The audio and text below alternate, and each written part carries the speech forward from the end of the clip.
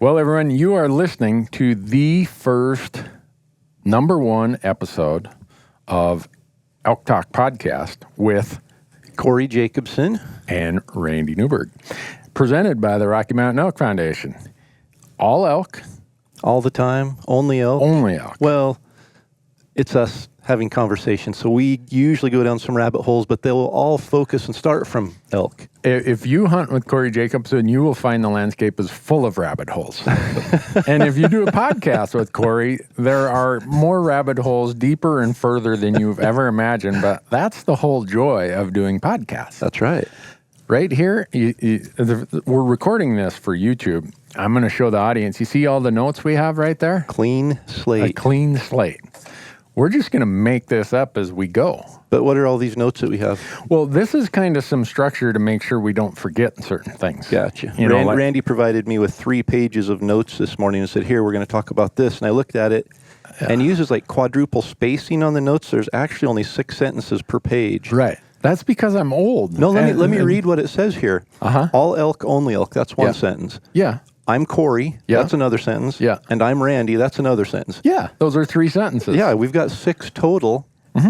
And then we're clean slate. So we don't have notes. This is just to help us get through the introduction. Yeah. So we're recording this in advance, folks. Obviously, the goal is to release this in early July. But we're going to make the apology up front that there's this group that syndicates podcasts called Libsyn, Liberated Syndication. And you got to pass their, I guess, Approval. Yeah, I don't know who they have on the committee or the council of higher ups, but so we're hoping we can submit this one to them and they'll approve it and we'll be ready to roll according to schedule.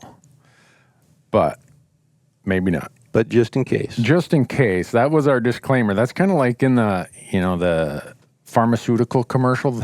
It's like they say, here's what the brand is, and then they spend the next 45 seconds of the 1-minute commercial telling you all the things you might die from. In 6 seconds, they tell you what it solves. Right. And in the next 54 seconds, they list all the risks and hazards. Yeah, and by the May time cause sudden death, heart attack, pulmonary disease, all these things. It's like, seriously, I just have an infected toenail. Can't we? I'll just take my chances with that. So that was our version of the pharmaceutical disclaimer. That's right. And with that, if people want to follow along on this podcast trip that we're going to be doing, because we're going to do it every 2 weeks, we've got the new website that we're working on. Yep. Hopefully it's going to be ready by the time the podcast is up and running. It will. And what is that? It's elktalkpodcast.com. That's because, so Corey tried to use his magic to talk the guy out of elktalk.com. Yeah, there's a website, elktalk.com. And don't go there and give the guy any traffic. We're going to crash his server, but we tried, and it's a guy, what was he, Pennsylvania? Pennsylvania, yeah. And they just have some family photos from like the 1980s on there or something, and I asked him if he'd be interested in, we would get him vintagephotos.com or whatever he wanted, but he had no interest in selling elktalk.com. And then there's not even a picture of an elk on the website. Right. And then we tried to get the Instagram page, Elk Talk. Yeah. And it's like a beer garden in chuck wagon Oregon, thing, Oregon. Yeah. Food service, food court. Yeah. So the Instagram place you can find us is Elk Talk Podcast. Yep. What's that little @ sign? Is it an at? Yeah, the little. Corey's he's the Instagram guy. I have to hire somebody. Michelle does all my Instagram. I send her a picture and say, "Can you post this?" I still don't know how to do Instagram stories. Really? No. Well, we should do one right here while we're podcasting. Well, that's up to you, but because I wouldn't know how to do it. Maybe you need an iPhone to do it because I'm a Samsung guy with a broken screen. I dropped my phone on the floor of my boat walleye fishing this week, and it's not looking good. But that's good. I don't like to use that, but anyhow, see, we're already down the first rabbit hole. I was just going to say, do I need to get you back on track here because we're already at sentence 5, and if we only have 6 sentences here, we got to get back aligned. Yeah, the one thing we want to make sure of is that people share this podcast with all their friends. Absolutely. Because the goal is that what little you and I know about elk hunting, we share with people. Yep. And at least for me, elk hunting is like this lifelong adventure of how many bad mistakes I can make.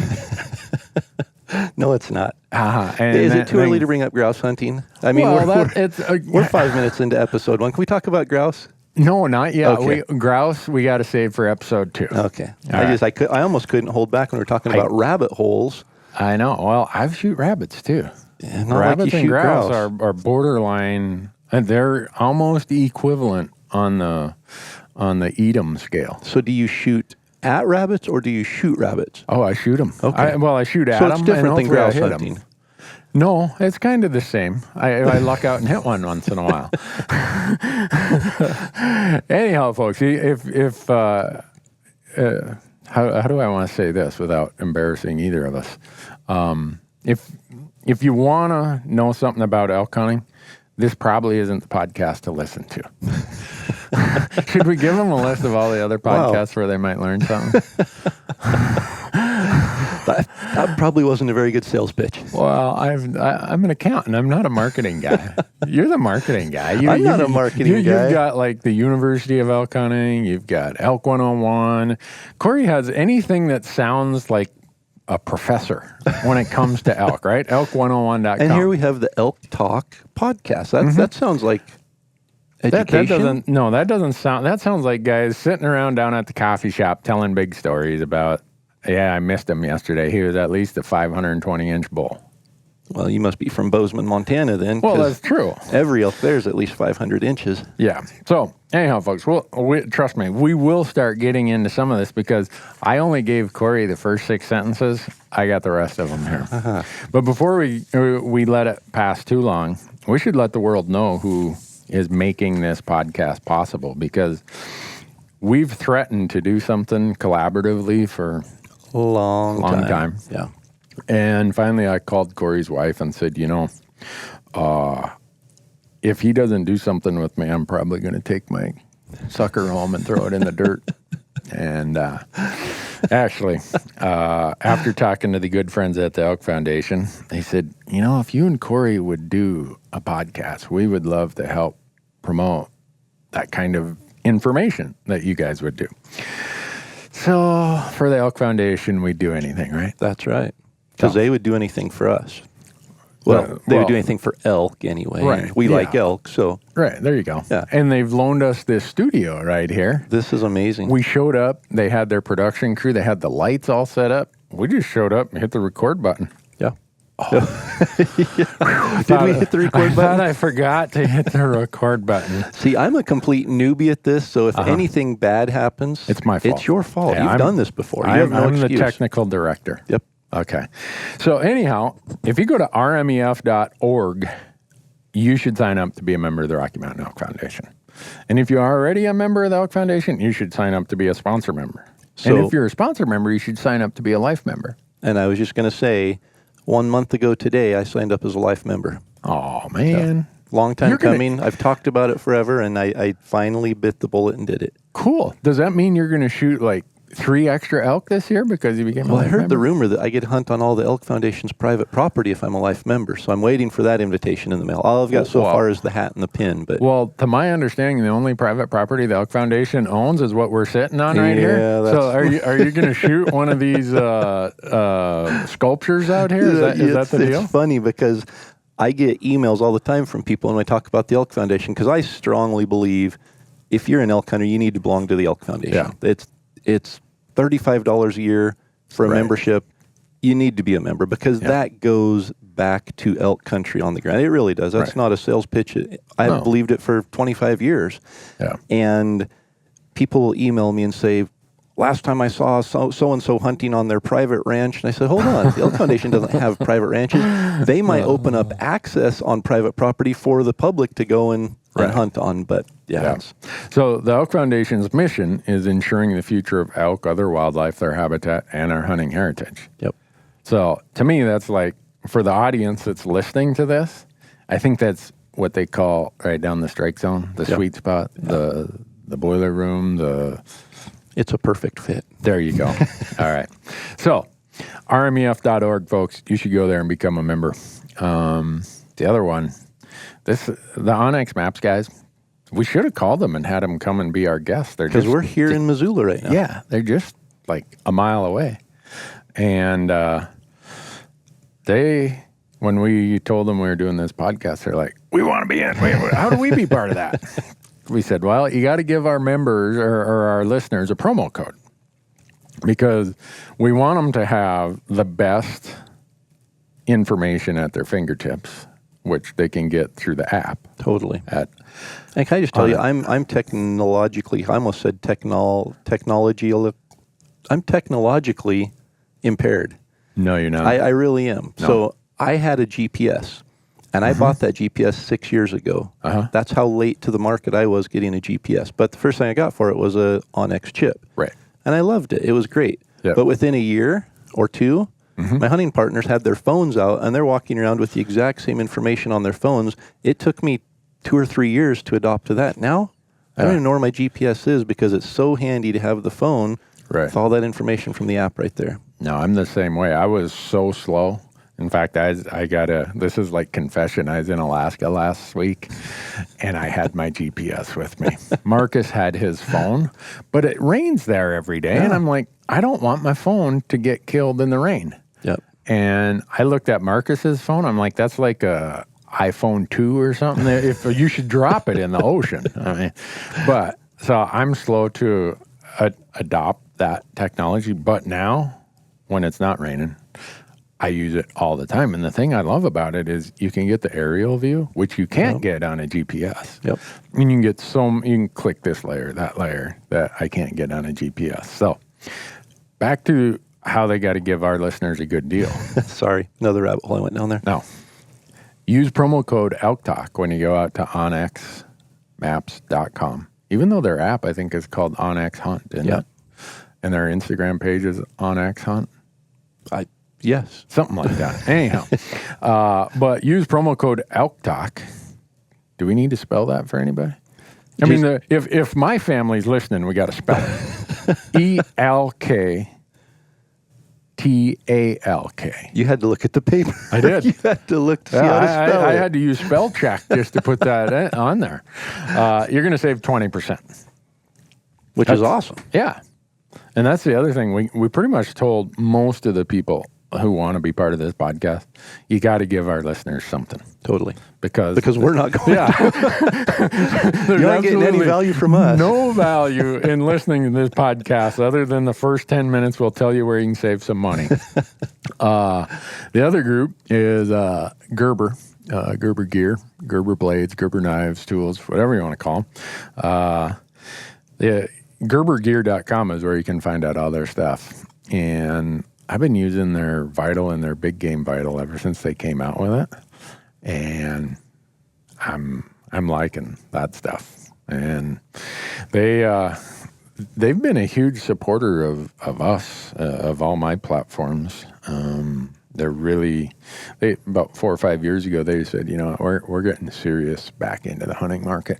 And they have. And when I do finally shoot a rabbit, you know, I got a knife that I can really take care of it. And I've used them on a lot of elk. Not mine, but you know, I don't shoot enough elk. So.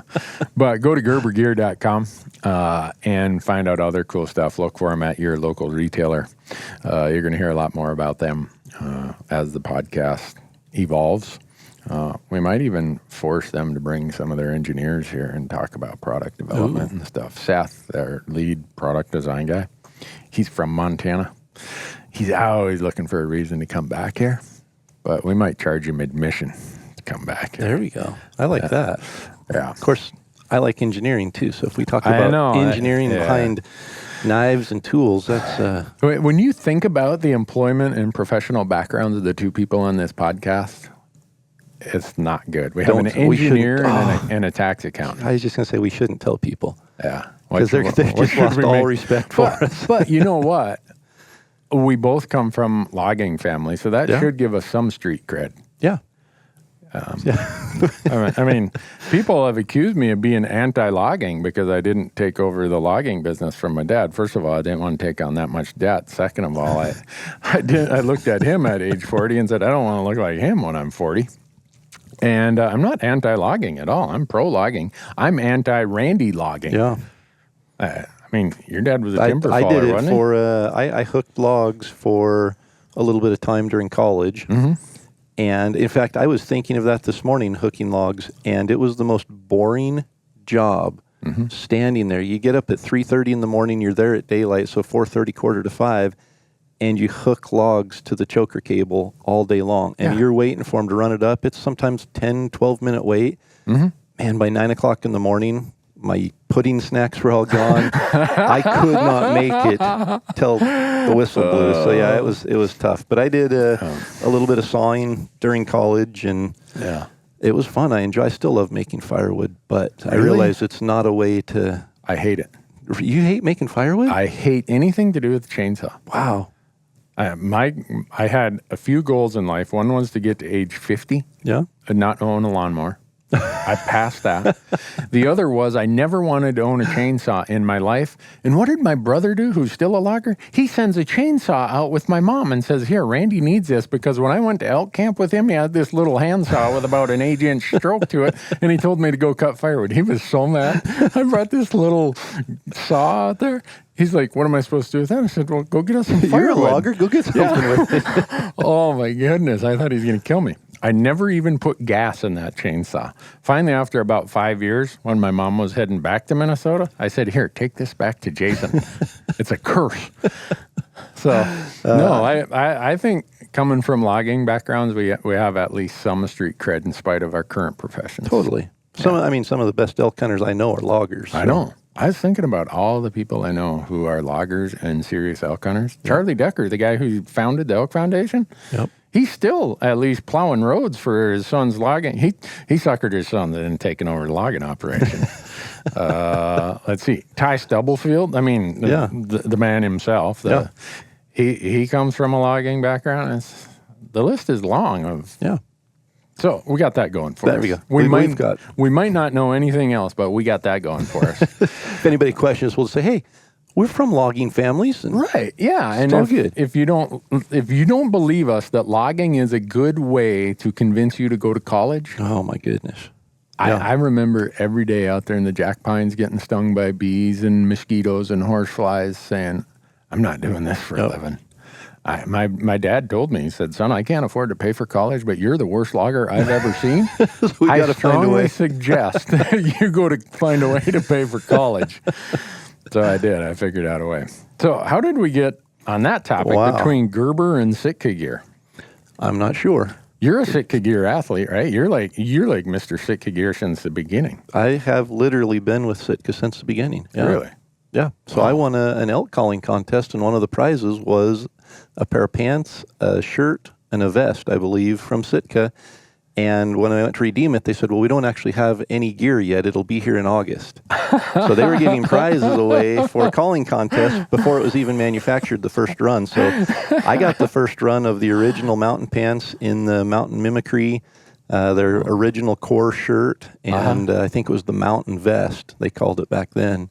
Wow. And I could tell you a serious story about becoming a believer in technical gear. Yeah. But it involved me and my friend crossing a creek about belly button deep. Oh, I don't do that. And rained all day, got back to the truck soaking wet. You know, the morning typical rifle season, this was archery, but we got back there and we decided to go and bear hunt that night. And so we had a tree stand set up and a bait. So we went and climbed in the tree stand.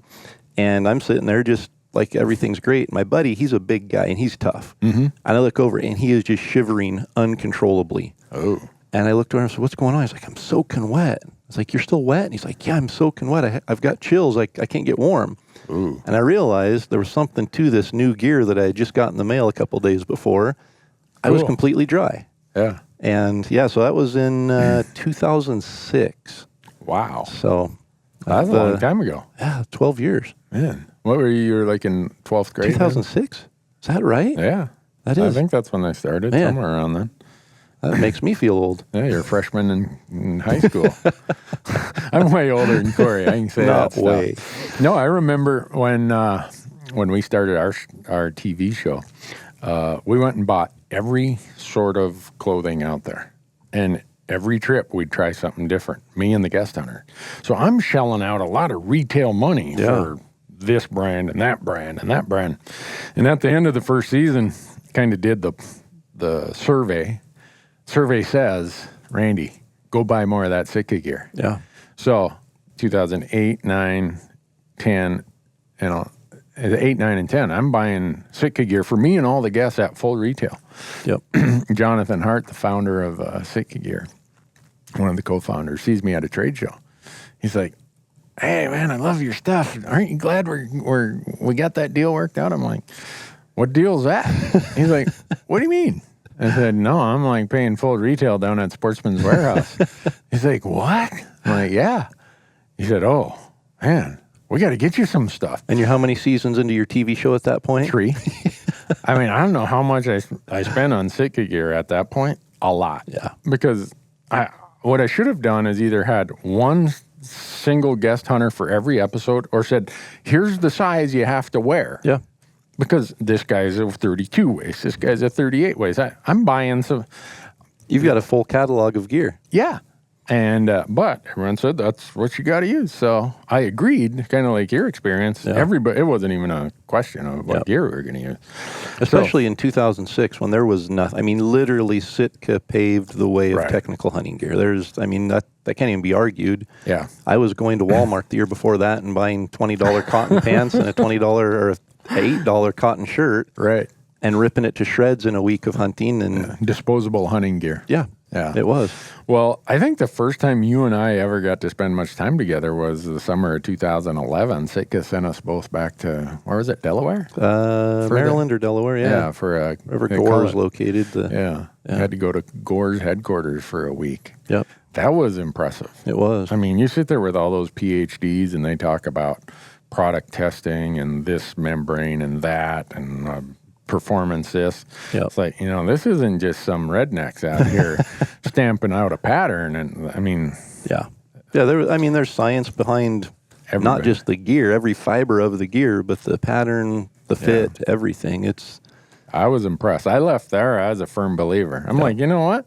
This thousands of dollars I spent on this stuff, I didn't get suckered. It's actually good stuff. Yeah. So, anyhow, that's Sitka Gear. It wants to be associated with us for some strange I was reason. going to say, if it's- Our goal, folks, is within 2 episodes to destroy every brand we're working with. That's not our not goal. destroy their brand, but Right. put their gear to the test. Maybe it'd be a better way. There you go. Corey has a better way of saying things than I When you do. start saying destroying brands, they probably get really nervous right about now. Yeah, well, they know that you can't take anything Randy Newberg says very seriously. Who's our next one? Oh, Go Hunt. The guys at Go Hunt. Yeah. Lorenzo, Brady, Chris, Yep. all of them, Trail, the whole group down there. How many elk tags you got this year? I will have 3. 3? Yeah. I only got 2. What? Yeah. Well, you can buy as many as you want over the counter. Well, I know I could do Colorado and Idaho, but I got a busy calendar, so I don't know that I'm going to do that. But I've ever since Go Hunt started, I remember when they started, I went kind of incognito, and I won't rat this person out, but fortunately he didn't recognize me. And so I'm grilling him, questioning him, because I'm like, no way has someone accumulated all this information at my fingertips that fills file cabinets, Right. has a whole office full of cluttered up junk. I got to go check this out. Well, I'm talking to this guy, and he's like, really? You do what? I'm like, yeah. And so one of the other guys comes over, and he does recognize me. And then it's like, well, what do you think? I'm like, well, if it really works the way you say it does. I said, here's my money. I want a membership. I'm going to check this out. And I've never looked back. Yep. It's for me, the research articles, the strategy articles that Brady does, he must put a lot of time couldn't even into imagine. those. I mean, I don't know how the guy hunts. As slow as I type, I couldn't type an article that long. It'd take me all the hunting season. And but that, and then they've invested in hiring the best consultants for the draw odds. And also, we can't forget the most important part for our listeners. Promo code. Promo code. Yeah. Yeah.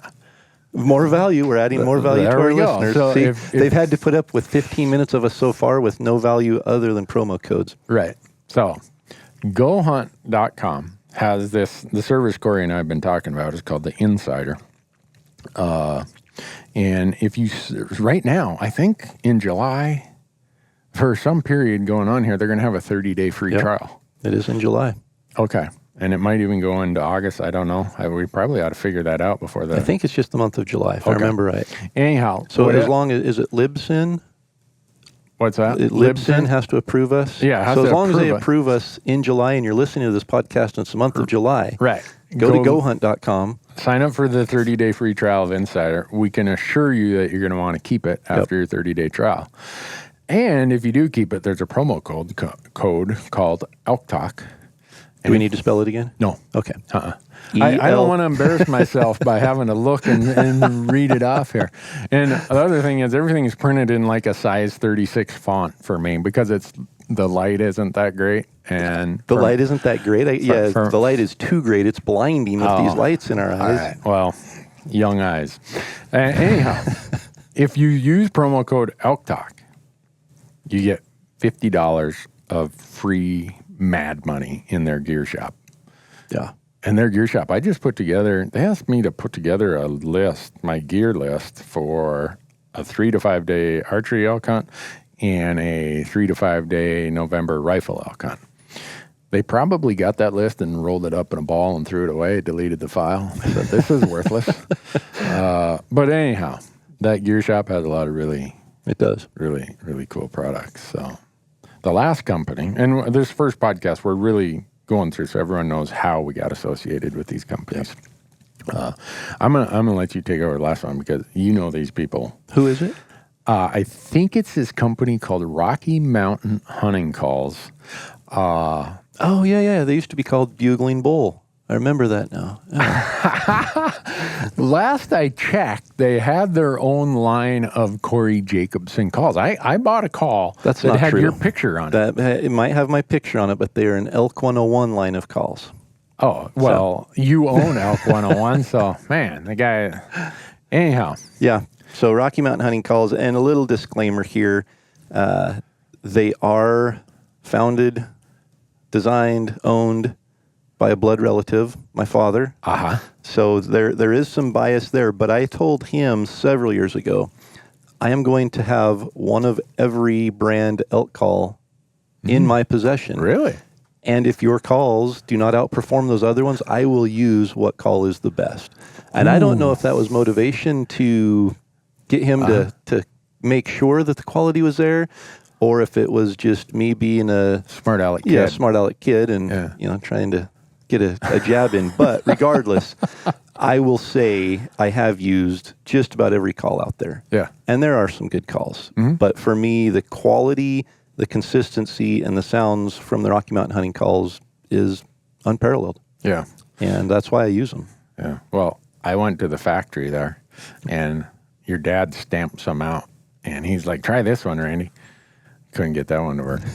He's like, what's wrong with you, pal? I'm like, well, I got this great big, everyone knows I have a big mouth, but like the roof of my mouth is like this big flat dome, like, I don't know, cave or something. I don't know.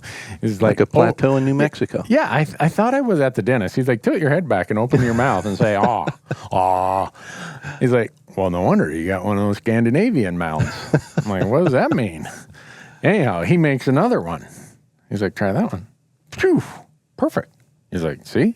Custom fit elk calls. Yeah, you just need to make sure it fits you right. Yep. And see, I have the other problem. The roof of my mouth.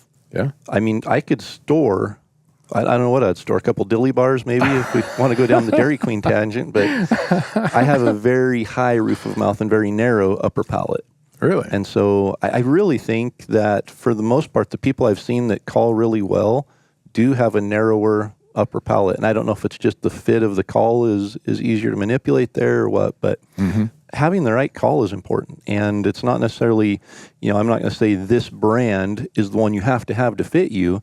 But you should. Yeah, but every brand has multiple calls and multiple sized frames and different things. And so it's so important to try more than just one. Don't just throw a call in and and blow it and say, I'm no good at elk calling. I'm just going to go, spot and stock elk hunt. Right. Go through a couple of them and find the one that fits you. Yeah.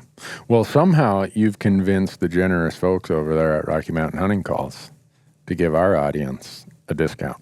Another promo code? Another promo code. Wow. And imagine what the promo code is. Elk Talk. Elk Talk. Which you can use Rocky Mountain Hunting Calls to talk elk. There So you use go. Elk Talk to talk elk. There you go. And if you do that, what's that website? Buglingbull.com? I believe so. Yeah. So it used to be Bugling Bull was the name of the company, but as they expanded into other Okay. species of animals and calls, they rebranded with Rocky Mountain Hunting Calls. So I believe there's a RockyMountainHuntingCalls.com that'll get you to the same place as BuglingBull.com. Okay. But yeah, I didn't know that. yeah. I've been out. I just made that up, so I don't know it either. You've got the Google box there. Check it. Yeah, there you go. I gotta, whenever I'm with Corey, I gotta have my Google machine ready because he's gonna ask me some question that I don't know the answer to, and I just fake it. I look it up on Google. I'm like, well, here's the answer. I mean, So this is being recorded, videoed though, so people are able to watch this on YouTube and see what you're doing right now. And you're actually on a laptop typing. yeah, Rocky Mountain. Oh, look at that. RockyMountainHuntingCalls.com. Where does it take me? It's not taking me anywhere. The Elk Foundation internet is down. They forgot to pay the bill to their internet service provider or something. Look at that. It redirects to buglingbull.com. There you go. Ha! So just like that. What a country. That's like having two trails merge at one point. Oh boy, put up your stand right there, man. Anyhow, so 15% off if they use promo code Elk Talk. Are these the calls you use to win all those elk calling contests? They are. You want to know how many elk calling contests I've won? 0. Oh. I mean, let's not, don't need any drum roll or suspense here or anything like that. I mean, Corey's too modest, but he's won about 10 more of them than I have, I believe, using these calls, right? Every one of them. Yeah. Does that mean that if people go buy these calls, they're going to win? They're going to be your competition next year. That's true. Maybe we shouldn't have a game call company as a sponsor. That We'll have could be to dipping rethink into your that. pocket. Yeah. Anyhow, they got some new calls there. We'll get around to what those are because we're gonna, over the course of this podcast, we're gonna get into all kinds of things. But can you believe it took us 33 minutes Yeah. to do the introduction? If anybody is still out there listening, we're going to get into some good stuff now. Are we? I don't know. We have a blank page. So We have that, a blank that means page, we can go so anywhere we want. What's gonna be covered in this podcast? Not this episode, but the podcast, Oh, the podcast in general? From now until we're in the old folks' home, telling big stories about, back in 18, boy, it was a tough winter, but boy, the elk, man, we stacked them up. That's right. We must have something we want to talk about. My vision, I guess, and you can correct me because I usually am off base, but my vision for everything I do in elk hunting is to educate others. Yeah. And with one purpose. That's just to see them be successful. And so I think as we talk, there's going to be a lot of things that we share, not based on our supreme intelligence of elk hunting, but on our experience, Right. which a lot of it comes from failure, to help others be successful. Yeah. And that doesn't mean that we're saying, follow what we do what we do, and you'll be as successful as we are. We don't want them to be that low on the totem pole. we aspire for them to clear a higher we bar. see an it's kind of like our children. We don't want them to be like us. We want them to be better. And so this podcast isn't trying to get you to be like us. It's hoping that you can become better. Yeah, well, I kind of see the same thing. Everything I've done with our platforms is about lowering hurdles, Yep. getting people to understand you can go do this. I mean, a lot of our listeners are probably already elk hunters, but there's probably a lot of them who they've elk hunted a time or two, or there's something they aspire to do. And if a guy like me growing up in this little town in northern Minnesota, who I thought that the only way I'd ever go elk hunting is if I took out a mortgage on a house and used that. I thought I had to hire someone to take me. I thought I needed some big dollar amount. And then I move out west. I'm like, wow, I could go elk hunting. There's hundreds of millions of acres of public land. I can just go do this. I need to tell people about this. Yeah. Yeah. And then I started flapping my big mouth. But for me, it's all about what shows people the opportunities that exist. And I've made a lot of mistakes in my, whatever it is, 27, 28 years of elk hunting. I hope that people don't make as many mistakes as I do, or as I did and as I still do. Yeah. And I see a theme there because I make more mistakes when I'm hunting with you than normal. So that could be. There might be some contagious. Of course, it might be that there's there. a camera there and they actually record them, and so I have to Right, actually you fess have to up fess to it. up. Yeah, That's it. Yeah, well, we record everything, so there's no BS and no lying, no faking it with us. yeah. You've seen that. And, I'm pretty sure you've seen me miss an elk on an episode of Yeah. Hunting with Randy. Oh, if we're talking about misses, we're going to be here for like 4 hours if I sit here and rattle off all my misses. Well, we could just talk about mistakes. I mean, Right. we could just, I mean, we have plenty of those we've made. We could just share all the mistakes that go into elk hunting and let people figure out the rest of it from there. Yeah, I think that's what we should focus on in this podcast, at least this episode. Maybe once we get through some of these overview things, we'll get into, because Nosler asked me to do an article about my top 5 mistakes elk hunters make. I'm like, well, I don't know about elk hunters, but my top 5 isn't even going to be like 1% of the mistakes I've made. You know, I mean, really, how do you rank the mistakes? yeah, I mean, every one of them was a bad mistake. So maybe you can give your 5, I'll give my 5. Maybe there'll be some common things there, but we'll have some time to think about that. Yeah. I guess the other thing I'd like to know from the audience is who they want us to have as guests. Yeah. Because they're going to get really tired of you and I talking. There's only so much Dairy Queen and grouse we can talk about. Yeah. And Corey talks about elk hunting, and then when he's with me, he blames my habits or my addictions for his distractions. So you do admit it's an addiction. It's an addiction, but you are a closet Dairy Queen guy yourself. So don't, in spite of wearing that Mountain Ops hat up there, and those are great guys at Mountain Ops, but I had to crack a little joke at them at the Total Archery Challenge last year. I brought a whole cooler full of dilly bars, and I went over to their booth and I was handing all their employees dilly bars. And they were eating them, They I were guarantee. eating them, I know. It's hard to pass Jordan up a dilly Casey bar. come down the hill, walk over to their booth, and all their employees, you got chocolate. Dilly bar around wrappers on the counter. Yeah, I hope no one got fired over that gig, but I'm actually taking a little hiatus from dilly bars for a while. So really, I noticed you look like you're already in your fighting weight. Well, I'm under fighting weight, but I'm building back up to it. So, Really? Yeah. Huh? I'm cutting out sugars and gluten for a bit. And Really? yeah. That, It's hard. Why would you do that? You walk through a store and you can't buy gluten or sugar. Yeah, 95% of the store is off limits to you. I know. It's pretty amazing. I ain't doing that. That's tough. I'd But rather- once you do it, it took a bit to just jump in and do it. But once you start, Really? yeah. Huh? And my whole philosophy is, you get in or you get out what you put in. So You get out what you put in. does that make sense? Did I say that right? Yeah, I you think get you did. out what you put in. Yeah. Okay. So you're not putting out. I'm not putting out dilly bar performance There anymore. you go. You're not putting out any sugar. You're not a very sweet guy. For a week, maybe, or two. Well, I'm not at my fighting weight. Not that I have I've a seen you fighting after weight. hunting season, though. So Yeah, you need dilly Well- bars just to keep upright. Yeah, and when you hunt 100 days a year and eat crappy food and don't get any sleep, it takes a toll on you. But right now, you got a spare knee. My left knee is killing me. Really? Yeah, and I'm looking at the hunt schedule ahead. What is it now? It's late June. And my knee hurts. I can't hardly walk down my stairs at the house. So, Randy, I'm not a without doctor. Pain. I'm not a doctor, but sugar is a major cause of inflammation. And inflammation is a major cause of pain, especially Yeah. in joints. I'm following you. I don't know about the sugar part, but I'm following you on the inflammation causing pain. Yeah. No, sugar's a huge inflammatory. So Really? this podcast, folks, is not going to be about health necessarily, but I do listen to a lot of podcasts on health. And we listened to a couple on the drive here, in fact, that talked about gluten intolerance, sugar intolerance, dairy intolerance, all these different things. And as I started listing some of the symptoms, brain fog and joint pain and things like that, I thought, man, I've experienced that. Really? So, yeah, that's kind of what's got me on that kick of just trying to cut some of these things out and see if there's an improvement. Huh.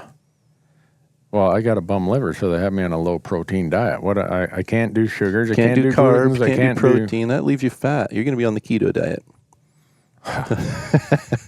Well, I'm going to be eating muktuk from No, you could eat bacon and salmon and broccoli. And tip over from good stuff. I'll be on a first name basis with a cardiologist, is what you're saying. See, that's all a myth too, but we won't go down. That's a huge. Maybe we'll do a podcast on Well, if we're backcountry meals and food that are healthy. there, you go. That'll work. I was going to say, if we're going to do one on fitness, you're going to lead that podcast. I might be on vacation the week you do the fitness one. We talk fitness. All I know is how I'm going to be fitting a Snickers bar in my backpack this fall. Corey's version of fitness. How am I going to fitness in my pack?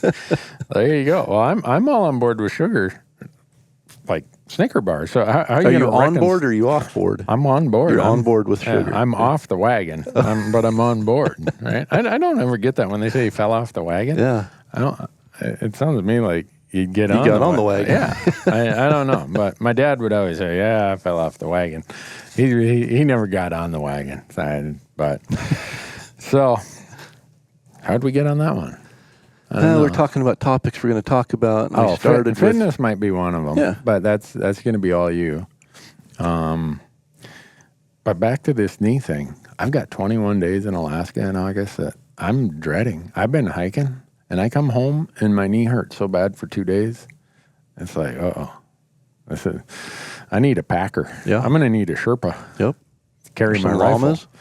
I can't bring llama. You can't now. You can't use llamas in Alaska now that they What? found that transmittable MOV virus thing. They put a moratorium on using llamas in sheep country in Alaska, I believe. Wow. So that transmits to sheep from llamas.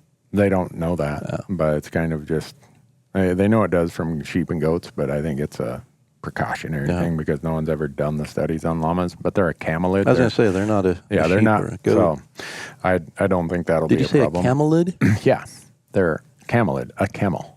Did you just look that up on Google? Or No, did you know I didn't. That? No, my buddy Bo Beatty, who owns Wilderness Ridge Trail Llamas, is like the world. We should have him on here. He's like the world's expert on Camelids. Camelids. I know a new word. I.e. llamas. Wow. So, but I can't get Bo's llamas up to Alaska, so maybe I'm going to go to Anchorage and put out a sign, need a Sherpa. We'll pay. I don't know. Anyhow, so I think we're going to have to talk about calling. Yeah. So far we're listing all the things you're going to talk about. Okay. Well, let's broaden out a little bit here because I have come to you as a resource for scouting, for late season post rut hunting.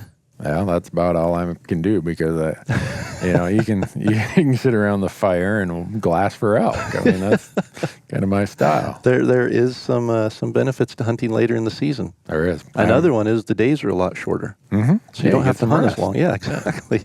Yeah, Somebody says they hunted 23 miles in November or December. It's like, come on, really? Yeah, I know. No. Like Speedy Gonzalez there or something. Yeah. I have a hard time getting 14 miles in September, and the days are really long. When they tell me that, I said the miles in the truck don't count.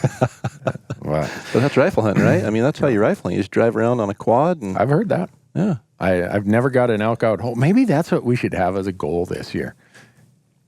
Get an elk Get hole. an elk out whole. I've never got one out whole. Have you? Yeah. Oh, man. I grew up in a logging town. Of course I got an elk out hole. Yeah, but I'm not smart enough to figure that out. I'm not disparaging anyone who gets them out whole. They've got something figured out. Totally.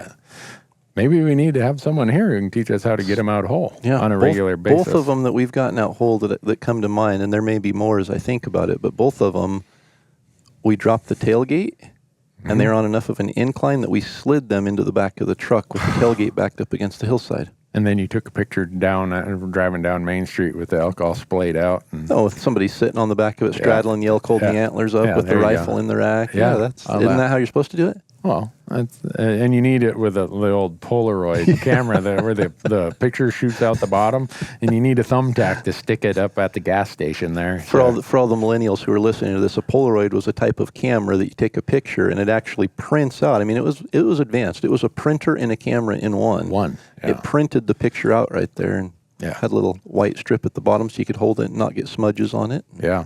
every photograph I have growing up is a Polaroid. Very cool. We're just dropping nuggets of information for I know. all these listeners. Yeah, I think we got to talk about archery hunting and rifle hunting both. Yep. I think actually, if you look at numbers, there's probably more people who rifle hunt absolutely. elk than archery hunt elk. But rifle hunting elk is kind of like the gateway drug to archery hunting elk. It is. It gets you into the sport, but man, there is nothing like hunting elk during the rut. No. I tell people that the video does not do it justice. The smells, the sounds, the vibration of the woods, just you can feel it when they're mad at you and they're telling you, "Hey, the time has come to throw down." It's like I get so excited. You see an elk across the hillside at 150 or 200 yards. You get an adrenaline rush. You pull up the rifle. You shoot it. I mean, that's rifle hunting. Exciting. And there's a whole bunch of strategy that goes into it and finding them and that. But that's where archery hunting starts. Right there when you pull the trigger on a rifle hunt, that's the beginning of your archery hunt. Yeah. So you get a whole advanced chapter there that comes after that rifle hunting story. So it's the gateway drug. Get people in with a rifle, but if you want the real thrill and excitement of elk hunting, you got to do it during the rut. I agree 100%. I think we also got to talk about, you'd mentioned scouting. Yeah. We need ideas, comments from listeners, whether they want to leave them. Do we have a place where they can leave them? I don't know. Out on our Instagram page? Instagram would be great. Yeah. Yeah. Just Maybe we should put a post. Maybe we should start the Instagram page. That's on me. This is how technologically challenged I am. I can't, Instagram thinks we're trying to hijack this new Instagram account that we put up, and it wants a security code, and it says send it to this email address. None of us have that email address. I have it, and it's not going there. So I don't know if when my social media person built that account, they used a different. Maybe they misspelled. Maybe Randy. they didn't. Maybe they misspelled elk talk. See, maybe it's important that we spell that out. Anyhow, I'm sure out on Instagram they can leave ideas, but I really want their feedback about things that they think are gaps in their personal knowledge, or maybe gaps in what's out there. And I'm still amazed that people listen to anything I have to say. But if there's one benefit I have in my 27 years of elk hunting or whatever it is I'm a CPA. And what that benefit is all my work is done by April 15th. So I just go hunt. So I get to hunt all kinds of places, all kinds of different environments, weapon types, low country, pinyon juniper, high alpine, late season, early season. Every state, different climate. Yeah. So I get to make mistakes. I get to make a new mistake every day. And that's the only thing I have to provide as background about elk hunting. And I think really that's where the real lessons and knowledge of elk hunting comes. If you aren't experiencing it and making those mistakes, you aren't going to learn. You aren't going to advance. Yeah. And I think that's so important is you've got to go out there and try it. Yeah. And not be afraid to fail. The first time I make a mistake, I'm not that mad at myself. But like the fourth time when I make the same mistake, I'm like, Randy, come on. I mean. Really? Yeah. After the fourth time? Yeah. Man. Oh, yeah. I've been making mistakes since I was 11 or 12 years old, and I won't tell you how many years that is. Yeah. But I still make those same mistakes, and it's way more than 4. Really? Yeah. No, I mean like same exact scenario, same exact wind, same exact setup.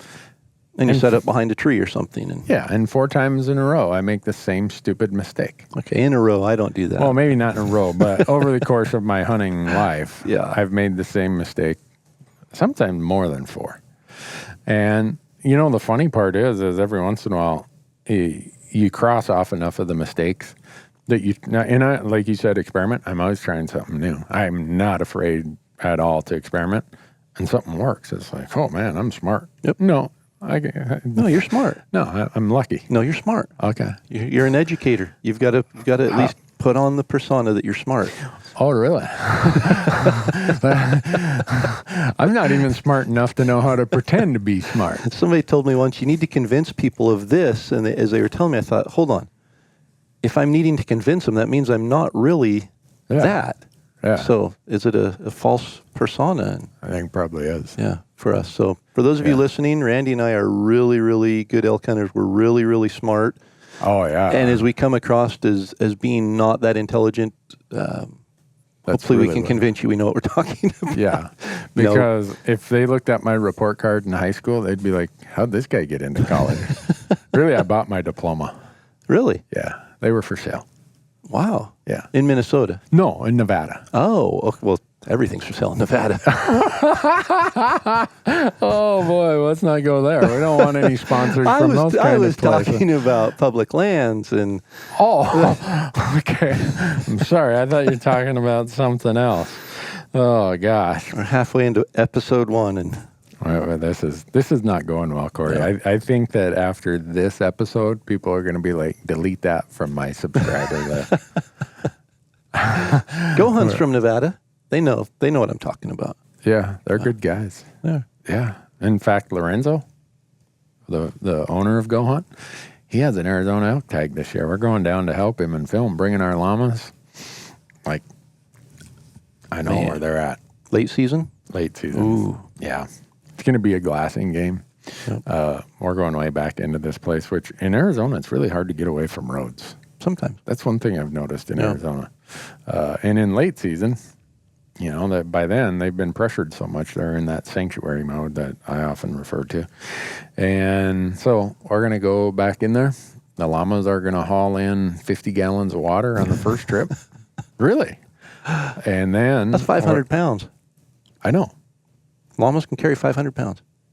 No, not one llama. Well, you did say llamas, plural. Right. No, if you got 4 llamas, they can carry... 125 pounds each? Not that much. Oh, I was going to say, that's impressive. I might. So 40 gallons of water. They can carry 90 pounds. Can they really? Yeah, these ones that Bo has, they're like big monster things, man. They're taller than I am. Crossbred with a mule? No, I don't know what the deal is. They got them on camelid growth hormones or something. But anyhow, we're going to go down to Arizona, and even though they're having a terrible drought right now, you think that people will turn their tags back in when they hear what the drought conditions are? Can you do that? You can in Arizona now. Really? They have that point guard thing. Get your points back. I think you can do it once every 5 years or something like that. You got to pay $5 in advance. It's like $5 of insurance. You know, I made a mistake one time. I drew a Utah tag, and it took 10 years to draw it. It was the Book Cliffs unit, and I had known people who had hunted it the 3 previous years and incredible experiences. So I had their experience to draw off of, and it was the worst drought in 27 years or something. And everyone was warning me, you know, the antlers aren't going to be as big, which that's not why I hunt. Yeah. But I, draw a tag like that. I want a big mature bull. And everyone's warning me, you know, it's going to be hard. And my experience with droughts is the elk are still there, but the rut is usually muted quite a bit. And for rut hunting during a drought, it can be difficult. But I just thought, you know what, we're going to go down there. It's Utah. It's a controlled hunt. We'll be just fine. Yeah. And I wish more than anything in hunting, I think in my last 10 years of hunting, that I had turned that tag back in. Really? Yeah. Wow. We couldn't find elk. They weren't where they normally are. When we did finally find them, we only had a day and a half left to hunt, and they were all bunched together, and it was great right there. But, you know, a hunt like that, you take 10 days and spend 8.5 days trying to find elk and literally having 2 or 3 call-ins that whole time. It was not the experience I was wanting. So if the option is there to turn a tag back in, I don't know what the deadline for Arizona is, but I don't know either. especially for rut hunts. I mean, late season, I wouldn't be nearly as worried, but the rut does change during a drought. Huh. Well, I don't have any tags I'm turning back in. I'm just going with it, man. And you aren't going to convince anybody you're going with to turn a tag back in? No. I don't want anyone turning a tag back in. You know, I could tip over tomorrow from that keto diet or whatever you're going to put me on. Dilly bar disease? Whatever it is. And I, you know, for me, it's kind of like this is how I look at it. People will say, well, I can hunt next week. Well, no, you could hunt this week and next week. Yeah. It's not like you get the days you give up this week. It's not like you get them back. Right. So I'm never turning a tag back in unless if my marriage hangs in the balance, then I probably would. But weddings, funerals, no. I think we both have pretty understanding wives. Yeah, I don't know, maybe- is understanding the right word? I don't know. Tolerant. That tolerant. There you go. Mine Yep. would fall under tolerant. Yep. She's way smarter than I am, so I'm kind of like the knothead black lab that you see on the street corner that she just tolerates. Yep. And The lab that jumps up on everybody, no matter Right. how many times you tell it to stay down. Yeah. Yeah. Yeah. Oh, how I he feel. wags his tail and he's happy, so I'll put up with him. So, no, maybe we need to do a podcast about how to convince your spouse to let you be gone all the time and convince them that you're doing it because it's a job. Right. Job implies a paycheck. No, job implies work. Yeah. Income implies a paycheck. Okay. So you have to separate the two. I have a job. I don't have income. There you go. That's where I am too. So I think if I had this income part associated with it, maybe she'd be even more tolerant. But Maybe. I don't want to push my luck. So maybe we'll do a podcast on marital advice. I do a lot of that on my other podcast, the Hunt Talk Radio one. And I get people who argue with me. Really? I'm like, how long you been married? Well, 4 years. Well, I'm going on 30, You're pal. probably still arguing with your wife, too. Exactly, yeah. You haven't resolved that, there's certain ways to smooth out the road ahead. Yeah. So- I listened to you with the guys from Born and Raised Outdoors on a podcast. Uh-huh. And you'd said something about peace and justice. What was that? Right. If you want to know the secret to longevity in a marriage, be more concerned about peace than justice. No, that's good. That's deep. That is deep. I mean, think about that as you're driving down the road listening to this podcast. Think about all the times you wanted to be right. Yeah. It's not worth being right. The sooner you figure out you don't want to be right, the better off everything's going to be. Yep. I mean, Is that the secret to being able to hunt more? yeah, it is. Yeah. Interesting. Yeah, my dad came up with a couple other ideas. He'd buy plastic flowers. Buy them in 1972. They're still fresh. Pull them and- out every September. No, leave them out. Dust them off. Get the dust and the cigarette grease off them. And, always flowers there. It worked. I'm not going to argue with him. Yeah. I mean, I think about how much money I spend on fresh flowers. The guy had something going there. So, I mean, my dad and my grandfather especially were full of marital advice. A lot of it is not repeatable. A lot of it I didn't understand when I was 10 years old. Finally, when I got to be like 18, I'm like, oh, that's what they... oh, Dad, why were you telling me that when I was 10 years old? But, You blushed when you were 18 at something you learned when you were 10. yeah, when the light clicked where I got like, oh, that's what that means? I'm like, whew. Glad no one's looking, man. I'm sweating there. But anyhow, so I don't think we need too much marital advice, but there is a lot to be said about getting to hunt. Yeah. A lot. And the more you hunt, the greater your likelihood of success. Yep. And the more to get to hunt more, you got to have this marital thing figured out. Totally. And I'm not saying how it's got to be or what it's going to be. Just have a plan Yeah. and have a job where you don't have to work in the fall. Easier said than done, right? True. Yeah. My wife. Well, you did say have a job, not an income. So have a job where you don't have to work in the fall right. You're and, okay. and income sometime during the year. during the year. Yeah. Yes. I mean, my wife has said many times, you wouldn't have become a CPA if tax season was in hunting season, would you? Well, duh. No. Why? Why do you think I put up for 30 years hanging around with a bunch of bean counters?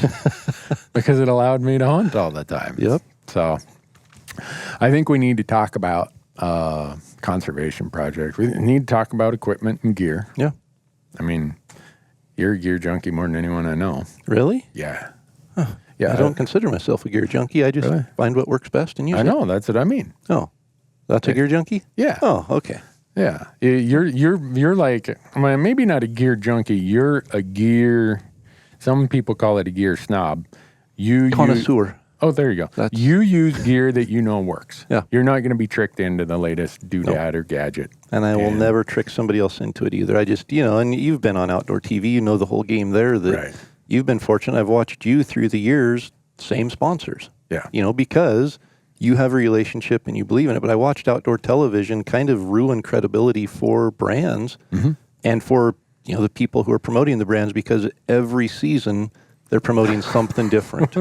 Brand A, this is the best thing ever. It's the best one I've ever used. and they get a paycheck from somebody else a week later, and well, this is the best one I've ever used. They don't even look Right. back at the one they were using a week before, and I decided a long time ago that wasn't the path I was going. I was going to use what works best. If there's an opportunity to partner with somebody, if I have a platform that provides them with some value, they have a product that provides me with some value, and we can partner, that's great. If not, I'll go buy it at full retail because I need to have confidence in my gear. Yeah. So one of the things, I hang out with a lot of millennials on purpose. One, it makes me feel younger. It hasn't made my hair any less gray. But one of the things that they point out to me is how much I take for granted. That, like my camera crew. Yeah. Marcus is 28, Michael's 25, I think Dan is 24. My son Matthew, who kind of has helped me build all my other platforms elsewhere, he's 28. And I'll be rambling along saying something and doing a piece, and they're like, cut. I'm like, what? They're like, you went from A to Z without filling in any of the gaps. I'm like, really? Well, nobody wants to hear about that. They're like, yeah, yeah, they do. So they slow me down or pull me back and say, no, talk about every step here. Yeah. And that's just because I'm old and impatient. This is wisdom my grandma always told me. Beware of an old man in a hurry.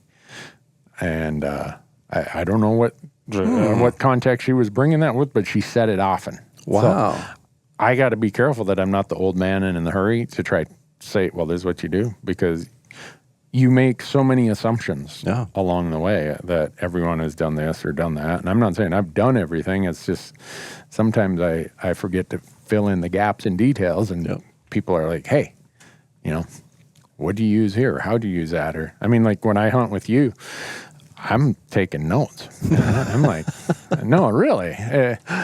I think everybody should hunt with someone who is a little bit of an opposite of they are. Like, you're very aggressive in your hunting. I was always like this passive, I don't want to scare them off kind of guy. And then after a couple hunts with you, part of it is just trying to keep up with you. But you're like getting after it. You're not standing around waiting for anyone. When we get done in a canyon, there is nothing left alive in there.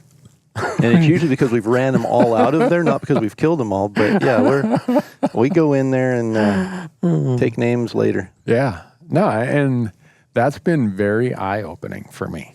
And I've heard other people say, oh, man, I'm glad I hunted with you because you have a completely different approach and style, and I would have not thought about that. So hopefully we can share some of those experiences with the audience. I think we have a title for this episode, though. Yeah. Never trust an old man in a hurry. I'm going to write that one down. Really? 'Cause I'll forget it by this afternoon, but I'm going to write it down because that's good advice to live by.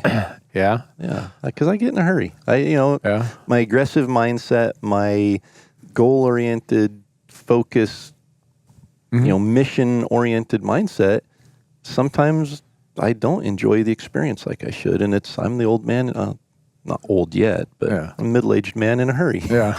And if I don't slow down, I'll be the old man in a hurry and nobody will be able to trust me. So I noticed that. I took my 11-year-old fishing the other night, and we were just stream fishing for little brook trout. And if there's not a fish biting when one or two casts in a hole, I'm looking for the next hole. Yeah. And it takes him that long just to get to the hole and get his hook undone. I've already fished it out and moving on. And I finally had to stop and say, is this about you or about him? And so I just, hooked my hook on the eyelet and let him fish and just carried him along there, and said, okay, here's a good hole. Go cast in that one. But I find myself sometimes needing to slow down and not always be aggressive. But it serves you well. In certain situations, yes. The way that you call elk is very similar to how I walleye fish. And I just got done walleye fishing. If there are fish that I see on my electronics and they don't want to bite, I just call them carp and I move on. Yeah. If you don't want to play, I'm going on to the next one. Doesn't matter what they are. If they aren't biting, you aren't going to catch them. Right. So. And so I've watched you kind of do this, I'm like, well, there's got to be elk in here. There's tracks or whatever. And you'd say, well, they don't want to play. We'll come back later. Yeah. Is that kind of your... Oh, totally. Yeah. I mean, if I was set out and I was the chief hunter going out to bring meat back, I would hunt differently. I mean, if I had to go out and my village was depending on me to bring meat back for dinner that night, I might hunt differently. But I want to call in an elk. That's my goal. Yeah. I want to have that vocal interaction with an elk. And if I want to have that and I want to be successful at it, I have to find an elk that's vocal. Yeah. And so that might mean walking by 10 elk that aren't vocal, the same as walleye. You know, there might be 3 state record walleyes right underneath you on your fish finder. Yeah. But if they aren't biting anything you're throwing at them, doesn't matter how big they are, you aren't going to catch them. Right. No, I'd move on to the next spot. Yep. Huh. Well, the fun part about hunting with someone like you is because you are so vocal, and I'll ask, Corey, what'd you just say to him? He'll be like, I don't know. Well, let's back up. I'm not vocal. I bugle a lot. Right. So I'm an introvert. What's the difference between saying I bugle a lot and I'm not a vocal elk hunter? Well, you said that I'm vocal. Like I just walk around talking all the time. Oh, no, I didn't mean that. All right, sorry. Clarification, folks. Corey's walking around calling all the time. Yeah. And that was an eye-opener to me. And when you said, oh, we'll come back later, I'm like, okay. Well, I mean, yeah. I do remember a particular bull in Montana that we did leave. He was bugling, and we left him and came back later. Yeah. And I missed him, but we did call him in. Yeah. Well, I think you just wanted to keep hunting. Well, unfortunately, that was our last day to hunt, so I can't use that one as an excuse that day. I did pass up a bull the first day, and that was my excuse then, was I didn't want it to be over quite that early. But boy, that bull wanted to be a TV star in the worst way. And he was. He's got his 15 minutes, not 15 seconds, 15 minutes of fame. And I'd say he's bigger this year and can be a bigger TV star, but he probably it's public land, general tag. He probably didn't make it through rifle season, but maybe not. But if he did, I'm going to shoot him this year because I'm going back there. Rifle season opens October 20th in Montana this year. And you're going back to that area? I'm going, I know how they migrate out of there. I know where they're going. So all 4 of them are going to migrate out and you're going to be ready? I'm going to shoot one of them. The population of bulls is going down 25%. Well, You're going to go from 4 to 3. Hey. Hopefully There's still 4 there. Well, yeah. Did we call? I think we did. You call in a bull every day. Did we? Yeah. The same one a couple times. No, there's the one you missed. There's the one from the first day. There's the one up by the ATV trail. Yeah. There's the one down in the hole where I was just praying, please, bull, don't come in. I don't want to carry one out of here. Which one was that? The little raghorn that sounded, he's a little 4x5, sounded like he's a big Oh, that's right. Down in the thick alders in the grizzly den. Where all the grizzly tracks were. Yeah. Yeah. Yeah. So, he did come in. He did. I thought you were lying. I saw it on footage, though. He did come in. So it's, this year it's very seldom our rifle season opens that early. We're in Idaho. When does your rifle season open? The 15th in the central and southern part of the state. Northern Idaho, it opens on the 10th of October. Oh, really? Yeah. Oh, so you guys still might have some bugling. You can get some bugling, especially location bugles, the first day or two. And even if you get back in away from the crowds, even on the 15th, Isaac, I called you a couple years ago because I had no clue how to rifle hunt. And I said, hey, my son's 12 and he can't archery hunt and I need tips on the rifle hunting. And so we followed your tips and fortunately they were bugling that morning, but it was October 23rd or 24th. Wow. And we called one in, actually called both of them in. It didn't come screaming in like they do in September, but it came in to check us out and he ended up shooting a really nice 6-point. So yeah, I still credit your wisdom for that. Well, successful hunt. That's undeserved. That's rather generous of you. Well, I certainly couldn't claim any wisdom there. Wow. It is interesting to think about how many different experiences I have, and all of us have who get the blessing of hunting a lot. My son and I shot 2 bulls out of the same herd that were bugling on Halloween. Yeah. I mean, what's the odds of that? Something happened there. There was 1 or 2 cows in that herd that must have missed the first cycle and came into a second rut and second estrus. Yeah, and man, it was really, really noisy. They were not going to be deterred. Yep. And well, all right, I guess we'll have to take you out of your misery. And so we shot 2 of them about 5 minutes apart. But that's really the oddity. Yep. I mean, then you go the other direction, and I've heard people say, "Oh no, they were screaming opening weekend in Colorado," which is usually what, the last Saturday in August, Yeah. something like that. When does your Idaho archery season open? August 30th. Okay, So and it's kind of the same. We hunted Colorado one year opening weekend, and we were into a bugle fest there. really? Idaho, we've had several opening weekends in Idaho that are just incredible. I mean, aggressive bugling, big bulls. We're hunting Oregon this year for Roosevelt, and it opens, I think, August 25th or 26th, the last Saturday in August. And from what I'm told, they aren't as aggressive, yet they aren't as vocal, but they'll still talk. Really? And if an elk will talk, you can call it in. Okay, that's Corey's theory. That's my philosophy. If an elk will talk, you can call him I'm going to in. get a bumper sticker or a T-shirt, man, that says, "If he's talking, he's coming in." Yep. So you hunt Wyoming quite a bit, and their season opens September 1st, and you usually go early. We do. And you guys don't seem to have any lack of elk show up. No. And honestly, and we can go into it in another episode, but I love hunting early for several reasons. But the primary one. What are those reasons? Primary one is just the herd bulls aren't herd bulls yet. They aren't in with the herd. So you get those bigger bulls before they're herded up, and they're a much easier target. And, you look at how a wolf hunts in the winter. They look for the solo bulls or the small bachelor groups of bulls because they're an easier target than a group of 100 elk. Yeah. And you look at it like, oh, that's a target-rich environment. But if you're trying to single one out to harvest, you need to have a solo target there. Is much easier to go into than a big group. So those herd bulls in that early part of the season before they're grouped up and really hanging with the harems are a much easier target. They're still aggressive. They're still territorial. They're still vocal. And if you can get in there before they group up, it's usually dynamite. So I have a New Mexico archery elk tag this year. That is the first season, September 1st through the 14th. Are you saying I should be there on the 1st? New Mexico is a different beast in my experience, and I've only experienced it once, but I couldn't call in an elk during the second season there with you, so I don't know. Needless to say, I didn't apply for that unit this year. Really? Yeah. After our experience. If you 2 would years have, ago. I would have questioned. I absolutely would have said, "You're doing what?" That was rough. That was a rough hunt. Yeah. Well, I've always been one of those guys who I go the last half of September. Yeah. If my calendar's open and I can say, this is when I'm going to go, just because it seems like I hear more elk and I have more encounters. I can't say I kill a lot of elk, but I have a lot of encounters and I have a lot of fun. And there's so many factors, I think, that go into that. The 20th through the 30th, the elk are going to be so incredibly vocal. I mean, you don't have to take your calls. You'll hear elk calling. Yeah. But they're vocal for a reason. They're trying to keep their herd together. Cows are coming into estrus. The bulls are focused strictly on breeding at that point.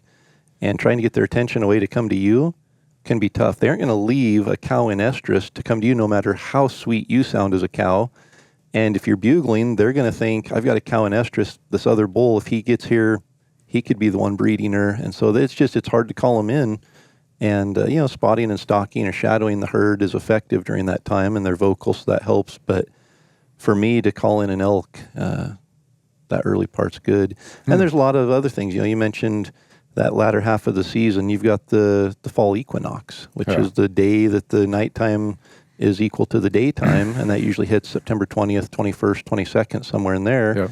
And I think that's what triggers the cows to come into estrus is the daylight, the amount of daylight there. And so you look at the fall equinox and the timing of that. You look at the full moon and the moon phase. You look at weather. You look at all these different things. And I mean, it's a complicated puzzle to try to guess what week's going to be the best. And then you add in your hunting style and it gets even more confusing. So I guess the answer is Go take hunt. your time and go do it. just go hunt. Yeah, don't sit around, don't have analysis paralysis Yep. and end up not going just because it'll be, that'd be my worry is if someone says, I'll go next week. It's going to be hot next week. Okay, I'll go the week after. Work Pretty soon called me. season's over. Yeah, season's over and you've hunted 3 days. Yep. Don't do that. But I think it's also important to understand how the elk might be acting through the different parts of the season and know that the week you're going, they can absolutely be hunted, but you just might encounter a different situation that you might need to react to a little differently. Yeah, I'd say that's one of the common questions I get because we do this Elk Talk Live thing on Facebook and live stream every Wednesday night where people get to ask questions. And one of the most common ones is I drew this tag or I'm going over the counter in Colorado or Idaho or wherever. What week should I hunt? Yep.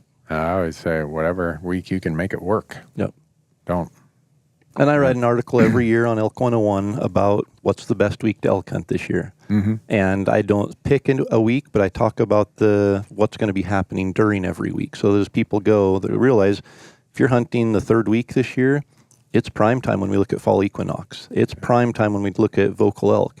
But this year it's also the full moon. Right. And so just be aware that the elk are probably going to be out all night during that prime time doing their breeding and being vocal.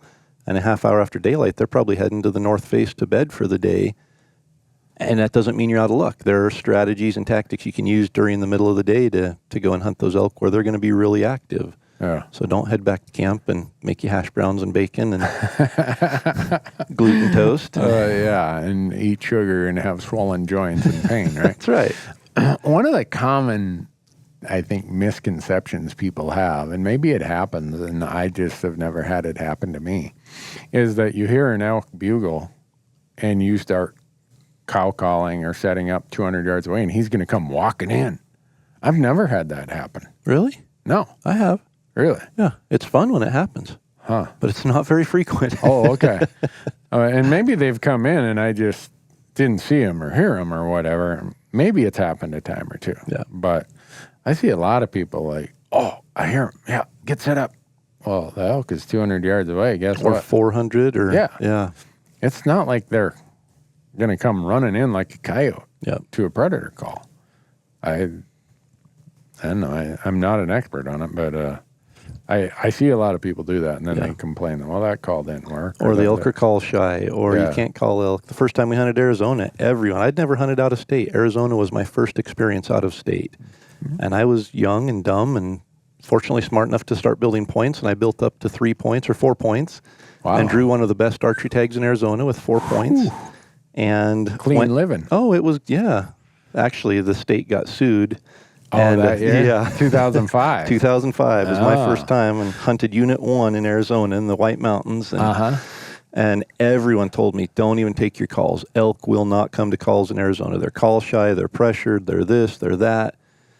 Well, I'm not going to leave my calls at home going to anywhere to hunt elk. And so we showed up, and I think in the first 2 days, we had messed up 8 or 9 setups. Wow. Because we were being too aggressive and trying to get in close to the elk when the elk were running to the calls. And I left that hunt thinking, we killed 3 elk in 3 days there. And I left that hunt thinking, if you cannot call in an elk in Arizona, you will not be able to call in an elk anywhere, especially in Idaho or Montana. Yeah. Have you been back there since? I have. I went back 3 years later and drew another premier archery tag. Man. You want to know what happened that year? A tag application service forgot to turn in the tags, and tens of thousands of people didn't get their tags turned in or their applications turned in, and so the odds were incredibly good that year. Yeah. So I just rely on the state of Arizona to make mistakes or something. To make a mistake. Something regarding the application or the draw process to make a mistake, and I'll get a tag. Yeah. I'm back up to 11 points now, and I still haven't drawn. So really? See? Yeah. It's the law of large numbers is catching up with you. The law of averages do not bypass anyone. Yeah. Huh. I got 3 points in Arizona because I drew last year. Yep. So how do you have 3 points just drawing last year? Well, if you go to the GoHunt.com Insider, you'll know all this information, but I'll tell them. I went down and I took the Hunter Ed class. Did you? I haven't yet. That's a permanent lifetime bonus point. It never goes away. So even though I drew in 2017, you'd think my points would go back to 0. But it's a one-day class. I flew down to Vegas, rented a car, went to Kingman, Arizona. The Rod and Gun Club there in Kingman puts it on. They do 3 or 4 of them a year. And if you've taken Hunter Ed somewhere else, you then go for this one-day class. Field day, basically. Right, yeah. And it's an intensive 16 hours of, sitting there taking notes, and you got to pass at the end, obviously. It's not one of those participation trophies. And so I got that point. And then Arizona has the loyalty point system where if you apply for any species for 5 consecutive years and you never miss a year, you have that loyalty point. So coming into 18, even though I drawn in 17, I had my hunter ed point and my loyalty point, and I didn't draw this year, so now I got 3 points going into next year. So you can draw another late season tag. That's fine with me. Yeah. I'm like into that Arizona late season stuff. That's my style. It's the days are shorter. Yep. You get out there before the sun comes up. The weather's still decent. Oh yeah. You wait them out. They're for me anyhow. And Arizona has, and New Mexico is somewhat similar, has very high densities of elk. It's not like they have elk habitat throughout the entire state. And so some people say, oh, Arizona has only 35,000 elk. Well, those 35,000 elk are in a pretty constricted band of habitat. And by the time the late season comes around in late November, early December, they've already had a rifle, some units. They've had an early rifle season or early muzzleloader. They've already had an archery season. They've probably had a cow hunt or two in there. Some of the units have a November archery hunt. These bulls have figured out, there's a lot of people in the woods. I'm heading down into this canyon, or I'm going up into that burn or that blowdown or whatever.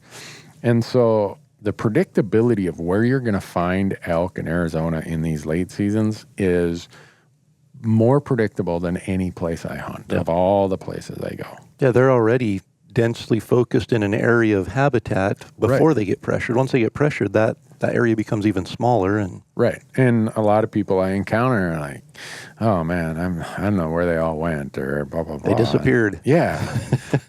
Wolves, or you'll hear the whole Obamacare, whatever the cause is. And I find it remarkable how I'm not saying I've got it all figured out, but those late season hunts, when these elk have been pressured that much, and I don't care what state it is, even in Montana, our rifle season stays open until the Sunday after Thanksgiving. That last week of season, they've been pressured for 10 weeks now. Yeah. The types of places you're going to find them. It's not like they're evenly distributed across the landscape. Yep. So if you know where to look for them, you can find them with pretty good regularity. Yep. And so, that's why I like Arizona. They give you 2 choices, right? They look at your first and second before they go on to the next guy. I swing for the fences on my friend, because the same year you're talking about when Arizona got sued, 2005. Yep. So I apply in Nevada. I've got 7 or 8 points, and in my mailbox comes a Nevada elk tag. I'm like, you got to be kidding me.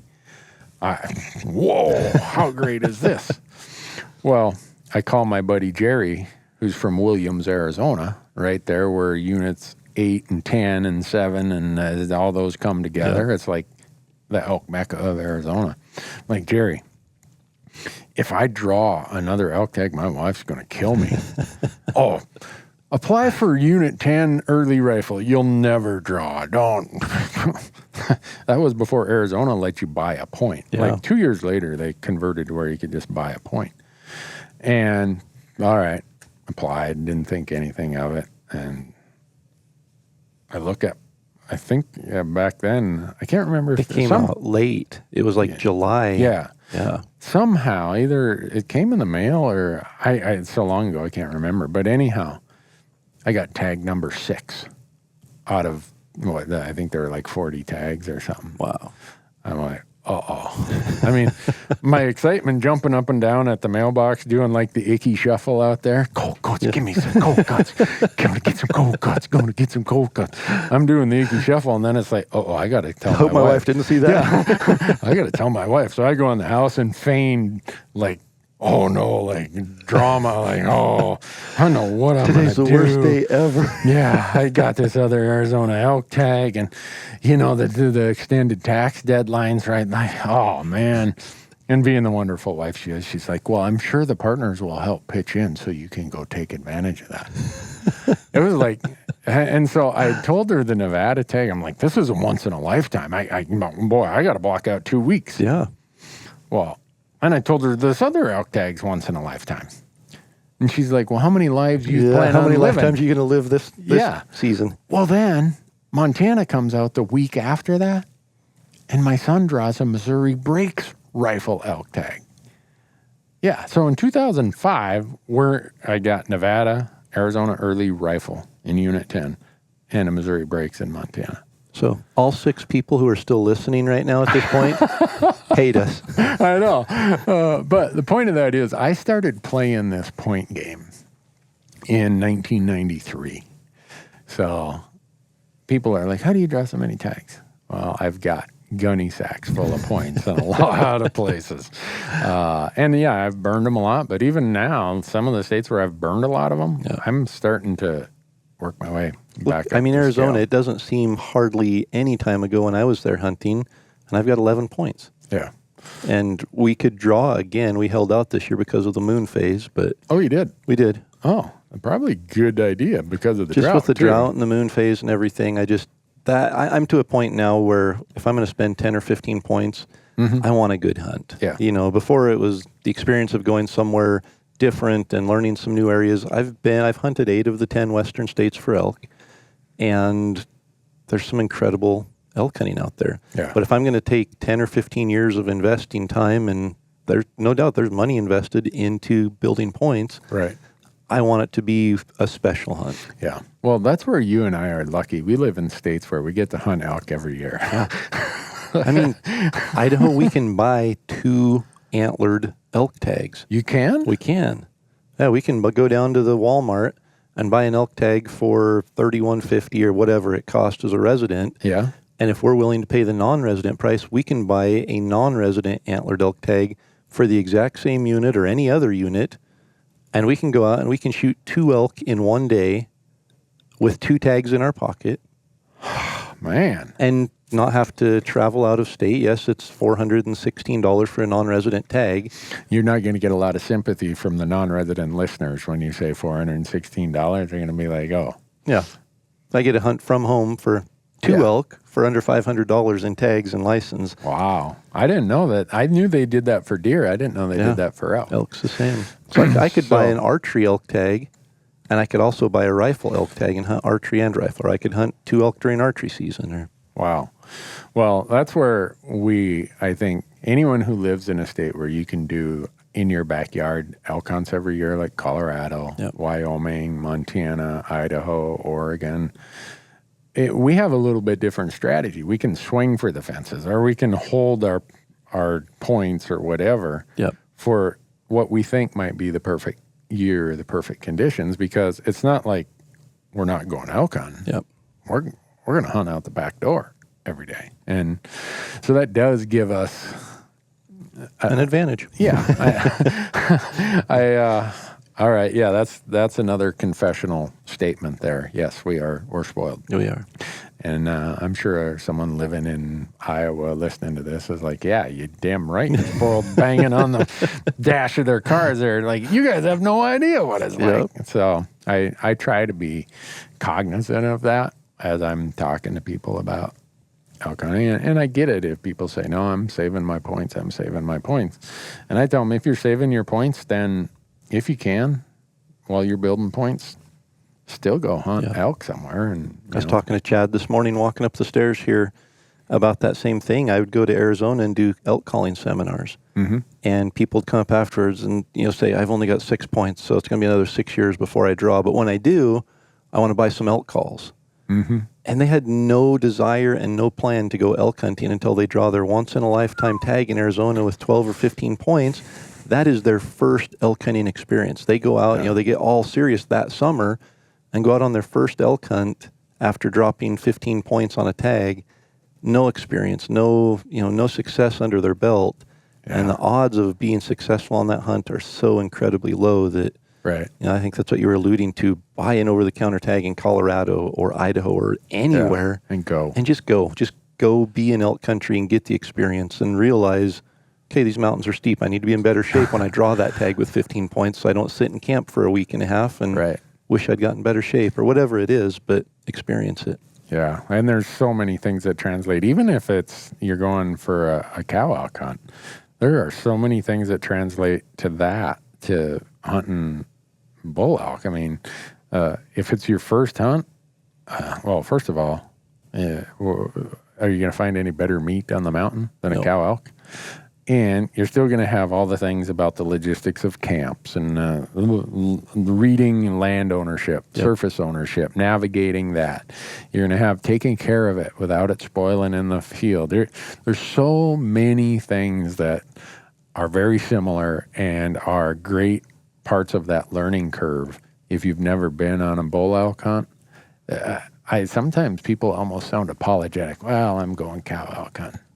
Good. Yeah. Get fired up about that. I would imagine there's more cow elk hunters than bull elk hunters in a year. I'm pretty sure in Idaho they give out more, at least in draw statistics. I think there are more draw tags for antlerless than antlered elk. And yeah, in Montana now, a lot of our general units, they've converted them to either sex tags. So, people be like, I ended up shooting a cow. You should be dancing in the street, man. Yeah. If your goal was to put meat in the freezer, you were at the top of the list on success right there. Yeah, I mean, that's how I got into hunting. It was all about food, which that goes back to your observation of my grouse affliction is all about food. It's hard to beat a grouse. Yeah. Well, for you do a pretty good job of beating the grouse. And but whatever. I don't care if it's rocks, sticks, arrows, 20 gauge. I'm after them. 20 gauge. Yeah. 12 gauge, 10 gauge. Whatever. Punt gun, cannon. Slug. Yeah. I don't care. Whatever I have available. And that goes back to growing up. Grouse were like, you didn't ever flush a grouse. I was like, why would you flush one? You're more than likely going to miss. Well, and then you're going to put pellets all out. I mean, we hunted grouse with 28-inch full chokes. Which you talk to, some sophisticated grouse hunter with all of his decked out tweed and, his $8,000 dog. He's there with a side-by-side with one at least improved cylinder and maybe one modified or maybe both improved cylinder. Not us, man. We were full choking them. We were taking heads off at 40 yards. Because if you got BBs in the breast, man, you're going to hear about it. Oh, yeah. So, somebody bites down on a BB and they look right at you and say, this is the one you shot. Exactly. Yeah. But my point of that is, for me, hunting in our family was about food. Yep. It was, and so I will never get away from the food aspect of it. And cow elk hunting is, I try to tell people, if I wasn't so fortunate to be in the position I am and have the blessings I have of getting down as much as I do, I would have no reservations. I'd be excited to put a cow elk in my freezer every year and make no apologies for it. Totally. Yeah, and that's the beauty of hunting and providing is the variety. Yeah. You talk rabbit and grouse, and my 13-year-old daughter shot a bear last week, and I've got bear chopped up ready to make stew this week when we get home. And so, just having that variety of different organic, healthy foods is, I think, important. Yeah, well... And it doesn't matter if it's got antlers or not at that point. The variety is the meat. And it gets back to your point about go elk hunting. Don't just wait and build points forever. And because you guys in Idaho don't have a point system. No.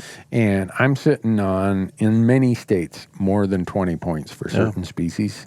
And for all the once-in-a-lifetime type things like moose and goats and sheep, if I'm not at over 20 points, I'm close. I would give away all those points in every state if they just go back to a random draw like Idaho has. Yeah. And I know some people are going to be like, that's blasphemy. Well, we'll do another podcast on that because I have actually, gone to Fish and Game meetings and legislature and written several articles on showing, and that's the engineered part of me. Engineered part of me is, I love Excel spreadsheets. Yeah. And you can show odds really well on Excel spreadsheets. And so I went through years and years of data from draw odds and shown how they change with points, the states that have points versus without points. And also looking at some of those hard to draw hunts. So, the Missouri breaks or something that's hard to draw, a coveted tag that's 10% draw odds or less. Right. You throw points into that, in 15 years, your odds are no different than they were without it. The problem is now you've got somebody who's new, a youth, a child, or a new hunter coming in that's 15 years behind you that has no chance of drawing that tag. Not only do they have a point system. Yeah. So I think there are certain systems where it's beneficial. Mm-hmm. But if you are looking at point system as your go-to to be guaranteed a tag, unless you get in on the ground floor, Right. it's not going to help you. Yeah. Well, I was lucky to be in on the ground floor, and not completely, but Yeah. If you have 20 Close. points, there's Yeah. not many states that have been around right. doing points for more than 20 And years. I sat on the Montana committee that came up with our point system. That was in 1999, I believe. So I'd have been 35. And I was the youngest person on that committee by 15 years.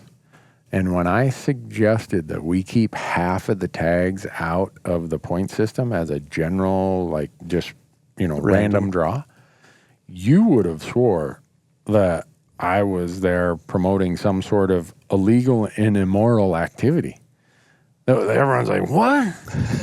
I need 3 more limited entry bull elk tags before I die.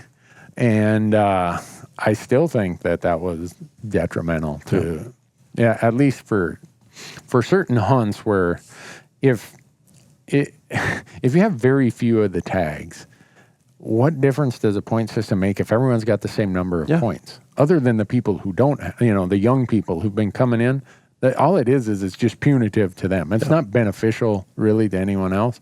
And in Montana, as if we didn't have it kind of askew bad enough, we decided to square our points. Like, I don't know, 5 years ago, the legislature passed a bill. Well, I commented that I thought that was a stupid idea. I thought I was going to get beat up. What good does it do? All of us have now, I think 18 is the maximum sheep points in Montana. If 10,000 residents all have maximum sheep points, what good does it do to square them? So what's 18 times 18? 300 and... Whatever. Yeah. I don't know what it is. 316. I don't know. But anyway, you take that and you break it down for those 10,000 people, your odds are the exact same as if it was no points. Right. And that's after 18 years of applying. Yes, you have a slightly better odd than somebody getting in at ground level. Right. But yeah, it just, and for once in a lifetime, it might make sense in some states, in some areas, but points only work and you're able to predict that you're going to draw points if there's preference points, which like Colorado, if you have the most points in the draw, you are going to draw that tag. Right. But in Colorado, I started putting in for Unit 2 and Unit 10, 201. This was 16 years ago, 15 years ago. And it took, I think, 5 or 6 points to draw as a non-resident. Yeah. You can't draw that tag as a non-resident now. Right. Unless you have max points, which is 20-something. Yeah. And a unit like 61 that used to be able to draw with 4 or 5 points, it's up to 17 or 18 for an archery tag in 61, higher than that now. Higher. Yeah. Because it took me, in 2016, it took me 19 points to draw a third season rifle tag in 61. Yeah. And I just got tired of dragging that big bundle of points around. Yeah. I said, you know what? Back with it. I'm cashing out. Yeah. And at my point level of 19, not everybody drew that third season. That's crazy. And so now I'm back to like 1 or 2 points in Colorado, and I'll just burn them on, what people consider a run-of-the-mill hunt. Yep. Fine, And I've got whatever. 16 points for elk and deer in Colorado. Oh, you're a nomad. And as one. I say, I'm in the middle. I will never catch the good units, so I'm going to have to burn them on a unit that takes 6 or 8 points Right. because I'm stuck in that middle. Huh. And you can't share, you can't bank, you can't do anything. You just got to burn them. Right. First world problems. Yeah, it is. How did we ever get talked into What this idea, topic are we? Corey? We were going to get to our. We were going to start on our top 5 elk hunting mistakes, and I think we only got like 15 or 20 minutes left to keep it within the window here. Maybe we should tease everybody with what they are, and then we can talk about them in the next episode. Now you're talking. See, that's why you're the brains of this operation. So I think that's what we ought to do. So. You want me to take notes of do you have your 5? I bet I could rattle something off. All right. There are a couple that definitely come to mind. Do we have to rank them? No, not in any order. Let's just list them now, and then maybe we'll rank them. Yeah, what are 5 that you see? I'm going to go with the obvious one. And you and I did a short little video on YouTube about it, but it's wind. Wind, yeah. I think wind is key to success, and it's obvious, but we'll expand on it maybe in Yeah, there's some so of the much unobvious things about it. so much to talk about when it comes to that. Yeah. Aggression. I think we talked about that a little. I think too many elk hunters are too timid. Aggressive versus passive. Yeah, but I also think there's a time when you just have to be able to know and understand whether to be timid or aggressive. And so I think that's a huge mistake. I just see too many people that's kind of like that analysis paralysis where they lock down. And maybe I'll share the story now. I had a guy call me. I was working, and it's back when I was an engineer, and I was sitting at a desk and wishing I was out in elk country in September and waiting for my 1 week of vacation to come to go elk hunting. And I got a phone call, and this guy said, "Hey, do you hear that?" And I said, what? "No, I'm at work. What is it?" And he's like, "Listen." So I'm listening. I'm like, "I don't hear anything." He's like, "You can't hear that elk bugle?" And I said, "No." And he's like, "I've got an elk bugle. He's like 120 yards away. What do I do?" No way. Now, first off, the thought would never cross my mind when an elk's being 120 yards away to call anybody on a cell phone. Second off, it opened my eyes to the fact that a lot of times people don't know what to do and they freeze in that situation and just hope the elk comes to them instead of thinking through what the situation is. So I think that timid versus aggressive is an important one. Another mistake is I don't know if it's the most important, but it's definitely the one that has the most things to talk about, and that's the setup. Too many times, you get just a bad setup that leaves you really no chance for being successful. And so I think understanding setups, understanding how you need to set up on an elk if you're going to call them in especially is important. And too many times I think we miss out on opportunities for success because of those mistakes. Wow, you're rattling off. Did you rehearse this, Corey? I mean, no, I showed up here and you said, "Here, put the headphones on. We're starting. Here's the notes." And all right. So you've given 4: wind, aggressive versus passive. Oh, you've given 3. Well, I was going to say you have 1, 2, 4, 5. There should be a 3 in between well, there. The 3 got you are taking notes. Got too. usurped by the aggressive versus passive. All right. So you've given 3. All right. Okay. Another one I think would be to have backup plans. Okay. And to be flexible, I guess, in your plan, not to get stuck in a rut. So we could talk about that, and I could definitely share some experiences there that were not enjoyable because we didn't have backup plans or because we stayed focused in one area or one tactic. And then maybe the last one, what do I have? Wind, aggressive, setup. Backup plans, being flexible. I think calling. Let's talk calling and the mistakes that we make calling, because that really for me. I think that's my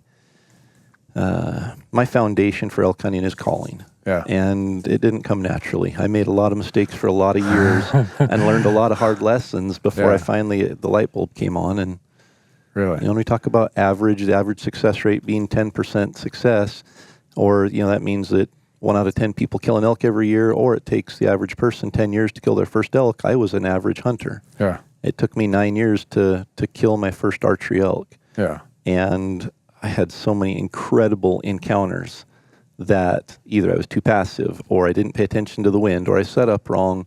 But the light bulb clicked on calling when I finally realized what it takes to call in an elk and how easy it really is. And so we can talk about a lot of those mistakes. We should talk about that, because when you say how easy it really is, I'm like, what elk are you hunting, man? I did get accused of hunting ranch elk in greener pastures this last week. A guy emailed me, and so I've never hunted ranch elk, and there are no pastures where I hunt. And he said, "Well, what I mean is you go and find the elk that are easy to call in instead of hunting these elk that take a PhD in elk talk to call in." Well, yeah. Well, that's why you don't hunt right next to the trailhead. Those elk have a PhD. They're teaching the other elk. They're the professors of human hunting pressure. Well, what about you? I mean, everything that I focus on, and you make a good point there, that I'll preface this by saying, when I do seminars, when I write or do video or whatever, I like to make reference to public land bull elk. Yep. And as a general rule, highly pressured public land bull elk. Because I've been lucky to draw some amazing tags with limited hunting pressure. And there is no doubt that the elk have responded, or that just where they're going to be is slightly different. Even public land bull elk, just because of the lack of hunting pressure. Yep. And the opportunities, multiple opportunities in those draw areas and quality areas. And so I get that some people want to wait out for that, but I'm not. I don't know if, I might tip over tomorrow. So I don't want to let any chance go by. So I hunt a lot of elk in places that, all right, I know there's a lot of hunting pressure. I mean, I think I've done 5 over-the-counter elk hunts in Colorado. I've done, most years in Montana. Yeah. Me and my buddies, we're doing public land, whether it's archery or rifle. And so this is just my experience when I wrote down my top 5 as you were doing yours. It's the top 5 mistakes that I made. And I'm not saying everyone makes these mistakes, but you said it was 10 years before you killed an archery elk. Well, it was 6 years before I killed any type of elk. I really made some dumb mistakes. And I think the first, if I had to say, the greatest symptom of my illness was just my lack of understanding about elk. Yeah. I didn't grow up in Idaho, like you had the benefit of growing up and with being elk around out our back door, literally. Right. Yeah. So I came to elk in my early 20s, and all of my hunting experience was somewhat almost contrarian to how you would understand what elk do. So my lack of understanding of elk, their needs, their behaviors, both seasonally, what do they do in a dry year versus a wet year? What do they need in September versus what they need in December? I had no clue. Yep. So I think a lot of people get a tag and they think that's enough. They go in the woods and they're kind of counting on random luck. And yeah, sometimes, you go enough times. 10 times. Yeah. You're going to get lucky once. You're going to get, yeah. So I'd say my number 1 is people not making an investment in their understanding of elk. And I as guilty gets. Yep. Which kind of leads to my number 2 as lack of a plan. If you haven't done your homework about elk and their needs, you really don't show up with a plan. You're like, I guess this meadow looks good. I'll sit here for a week. Well, maybe that'll work, but the odds are you're not doing yourself any favors if that's just your plan. And if you don't have a plan, you quickly become discouraged. Lack of information brings because your plan is to go and kill an elk. If that's your plan, and you don't kill it, you've failed on every level of your plan. Yeah, and it's really easy to get discouraged. Right. So I think lack of knowledge breeds lack of confidence. Yeah. And so those are probably the 2 biggest mistakes I made. And number 3, as your number 1, is being careless with the wind. Seems like every season we get some encounter where we get reminded that we thought we had the wind in our favor. Maybe, all right, the time at, like 9:30 in the morning, the thermals can't make up their mind if they want to go downhill or uphill. And you go into a basin where you herd an elk, and on the sunny side, it's going uphill. You go into the shade and it's going, and it's just swirling in there. It's like, well, it's not a good hunt if I haven't at least messed up the wind at least 2 or 3 times. And wind is, you can talk about wind being out of your control, and it is. You cannot control the wind, but you can control how you use the wind. Right. And once you understand some of that, and there's still going to be things that happen out of your control that mess up a hunt, but it goes into the setup and everything else that you're in control of where you set up. You're in control of all of these things, understanding the thermals and the winds in part of that aspect of the setup. You can really take control of that situation. Yeah. And I like I said, it's probably the most important topic that we can talk about. And there's volumes that can be written just on wind and thermals. Yeah. So that's my number 3. Number 4 is, and again, I was guilty of this, an emphasis on gadgets and gizmos. I was getting frustrated, and I was being lazy about it. I thought these, the greatest this or that, or the new this or the new that was in a magazine advertisement or something, that's going to solve my problem. So you're saying gear doesn't make you successful? Is that?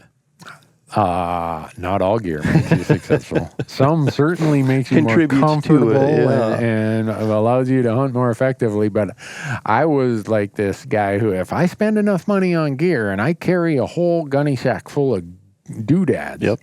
sooner or later I'm going to kill an elk. And that was just me being lazy, not wanting to spend the time to build my elk knowledge, invest in myself Yep. about elk, what they need. Again, I keep saying that, what they need, how they behave, how they react, how they respond. And when I was refusing or kind of neglecting that, even though in my mind I'm like, I probably don't know as much as I should, but I can either Spend a little more on gear and I'll be good. yeah, I can spend weeks researching and reading dry articles by scientists and other biologists, or talking to scientists and biologists, or I could go buy this new doodad. Yeah, it's only $20. I'll Yep. buy the new doodad. Well, guess what? The new doodad didn't. And I'll talk to the guys at the sporting goods store, and they'll fill me in on there you anything I go. don't know. Yeah, some college freshman working behind the counter who he Living his dream job. But and he, little did I know, he was a bit liberal with the truth, and Wait, he- sporting goods store, people behind the counter, liberal with the truth. I know. Well, I believed him, and I bought the $20 gizmo, and I'm like, well, if it's good, if one is good, two is gooder. So let me get two of them, kind of mindset. So I think for me, emphasis and reliance on just all this gear and gadgetry. Yep. I think you and I have both done this enough. We know what's gear and what's a gadget. Yeah. I mean, gear is something that you need and is useful and is helpful. Gadgets and doodads are just that Yep. wasted money. And I've got, there are some things that are definitely in my pack or in my box that I take to camp with me that are a comfort, are a luxury, things like that. But I have a list of essential gear. And when I strip it down, it's pretty small. Yeah. What do I, and that's, when I'm going out hunting with my kids, I'll ask them, do you have your bow or your gun? Do you have arrows with broadheads and bullets? Do you have your license? Yeah. Okay. We have enough to go out and hunt. Anything else that we might have forgot, yes, we might be at a disadvantage, but we can go and hunt. We have a license, we have a weapon, let's go. Right. Did you bring your boots? Yeah. And then this one might be a little bit close to your comment about backup plans are flexible. One thing I've found is when I've been stuck in a rut and afraid to experiment, my encounters with elk seem to be less. Yeah. When I get out of that rut and say, you know what, someone might laugh at me when they see this, but I'm going to do this because it's something I've been thinking about in the tent last night, and I'm going to try it today. Something that kid at the sporting goods store behind the counter told me to try. Yeah, they told me not to do. Yeah. But so I think being afraid to experiment keeps a lot of elk hunters from making mistakes and learning. And for me, I'm still, all these things that I mentioned here, my top 5 are still things I deal with today. I mean, just because I've been doing this a long time and I have the blessing of getting to go on 6 to 8, 10 elk hunts a year between my tags and joining other people, it doesn't mean I've got it. You are figured out. spoiled. Oh, Man. I looked at the board. Here's how many elk tags we're filming this year. 2 of us in New Mexico. Montana is me, Marcus, Michael, Dan, Bo, Carson, and Lucas, and possibly another Lucas. So that's 10 right there. And then my son has Wyoming, and my uncle has Wyoming.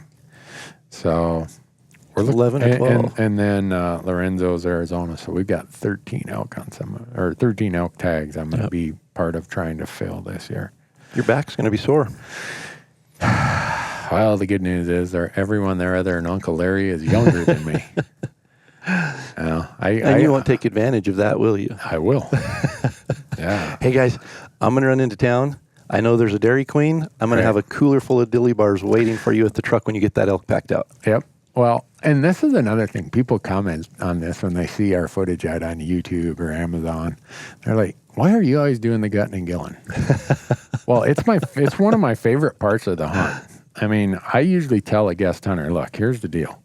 You get first shot, but if you kill something, you're going to have to get out of the way because this is what I live for. Yep. I love to gut and gill. And there's an advantage to it. right, because after you've been doing all the carving and you're doing all that, you kind of sit down and you ache and you stretch, and all the younger guys are like, well, you've done all the hard work. Let me carry that hind quarter. Well, if you time it just right. See, I hunted with a guy from West Virginia, Tennessee. His name's David Burdett, and we'll talk about him as I share some stories, especially as we get into humorous stories, because he brings humor to elk camp. But Are we going to need a liability waiver if you start I telling? think so. Okay. He might be a good one to get on here at some point. Yeah, just for the comic relief. But incredible. I mean, a guy that came from Tennessee out of college, never hunted elk, taught himself to hunt elk. Oh, wow. And very consistently successful. Wow. For somebody that come out every year. You'd drive for 2 straight days, show up bug-eyed, and hit elk camp and on the ground running. But I learned a lesson from him. He was really good with a knife. Yeah. And I was young and eager, and I could throw 2 quarters on my back and run to the truck, and we worked well together. He worked well with me being there because he would time it just right that when I'd walk back up with a pack frame, he would be saying, hey, come hold this quarter, and he'd cut it off, put it in a game bag, put it on my pack frame, and I'd go again. And he, I didn't realize he was sitting there taking a nap for a half hour until he heard me breaking branches. He'd jump up and real quickly cut the next quarter off. And yeah. So see, he was experienced. Yep. Yeah. I'm getting there. I'm getting there. Well, those are the ones on my list. I think I'll go with you. We should save these and cover them on the next podcast, the next episode. So we have structure now. Yeah, people are going to say that's some sort of tease, Randy. What's the deal there? No, that's just us using the last several minutes to come up with structure for a plan. But we got a couple things. One, we've got the Sitka question of the week that you're going to answer. Putting me on the spot. But before we get to the Sitka question of the week, as part of this, because the Elk Foundation is such an important part to elk hunting, we want to talk about some of their mission work and at least make some mention of it in every episode. And in this one, I've found that if you give someone a tangible example, they understand, oh, that's what my volunteerism or my advocacy or my money is doing for elk, for me. It makes it something that they can relate to easily. And so over the course of doing these podcasts, we're going to talk about projects in every state that we can think of. But the one that comes to mind, having talked to the folks here in the lands department and said, hey, real quickly, give me a project that you did that you think has been beneficial to elk and elk hunters. They're like, oh, New Mexico, Alamosita Creek. I'm like, okay. And so what that is it's a project just not far from Pie Town, which if you've ever been to Pie Town, there's like 3 little pie shops there. That's why they call it Pie Town? Yeah. Well, I don't know if that's why they call it Pie Town. But is it really named Pie Town? Pie Town. Yeah, it's between Quamato and Daddle. Oh, I've been to Daddle, right? Yeah. Okay. But I think, how did we not stop at Pie Town? I don't know. Oh, we went the other way. Did we? Yeah, we went the other way because you flew, didn't you? I flew to and Albuquerque. rented a rig. Yeah, see, I drove. You went to Albuquerque and flew home. I did the Road Warrior thing in my Titan. And anyhow, Pie Town. Near Pie Town is this place called Alamosita Creek. And that one is another classic. It's so many of the Elk Foundation projects are about providing access to the acres acquired, but also improving access to the surrounding public lands. And they have a score system. The Elk Foundation gets tons of proposals in front of them. And when you get that many proposals, you got to have some sort of ranking system. And so they go through and rank it, what kind of wildlife values are there, what kind of additional access does it provide, because the Elk Foundation is about providing more access. It's one of their 5 primary initiatives. And this one, talking to Blake Henning, who is he's the chief conservation officer here at the Elk Foundation. I think the project was just under 6,000 acres of private land that the Elk Foundation and its partners helped acquire and then turned over, I believe, to either the BLM or Forest Service. But what he told me is that the access around there, it improves access that these other 35,000 acres were public, but they didn't have very good access. Right. So this 6,000 improves and makes a lot better access to that 35,000. So Very cool. that's one of many, many projects. Right now, the Elk Foundation is like this example we're given here of acquired property and improved access. It's nearing 900,000 acres of access projects that they've done. And they're nearing, I believe, 8 million acres of total conserved or improved habitat acres. Yep. Which I think, it's hard because for me, when I was younger, I would look and there was a project in Idaho near us that they had got involved in and provided access onto what used to be private land. And I looked at it and thought, well, I would never hunt here. Like, this isn't an area I would come and hunt. So for me, that's a waste of dollars going there.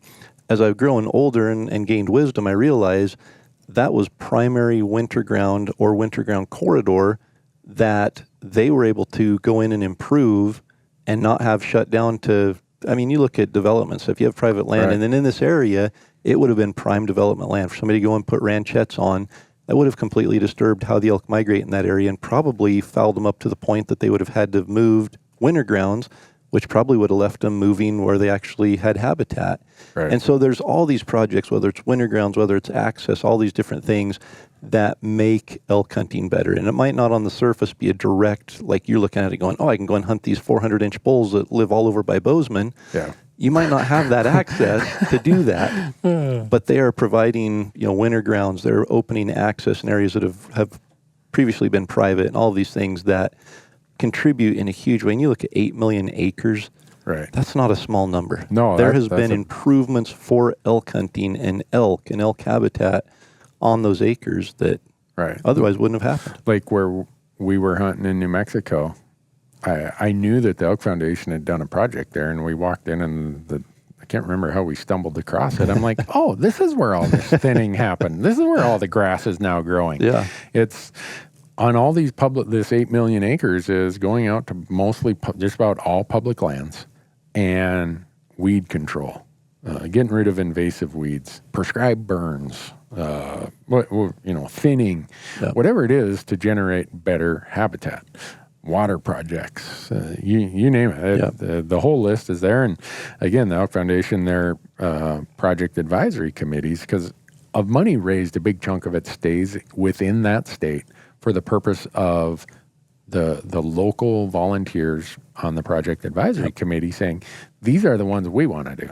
And that's the kind of boots on the ground, dirt under the fingernails kind of conservation. And which goes back to why I signed up for a life membership. We moved a year ago into elk country, and so my family and I live in the heart of elk country. It's not prime or anything, but there are elk around us. Right.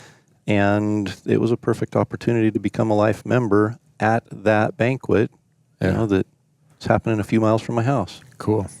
So rmef.org, be like Corey and be a life member, right? Or at least a member. Yeah. Okay. We'll start them. That's right. It's kind of like everything. You kind of start them on light doses, right? Yep.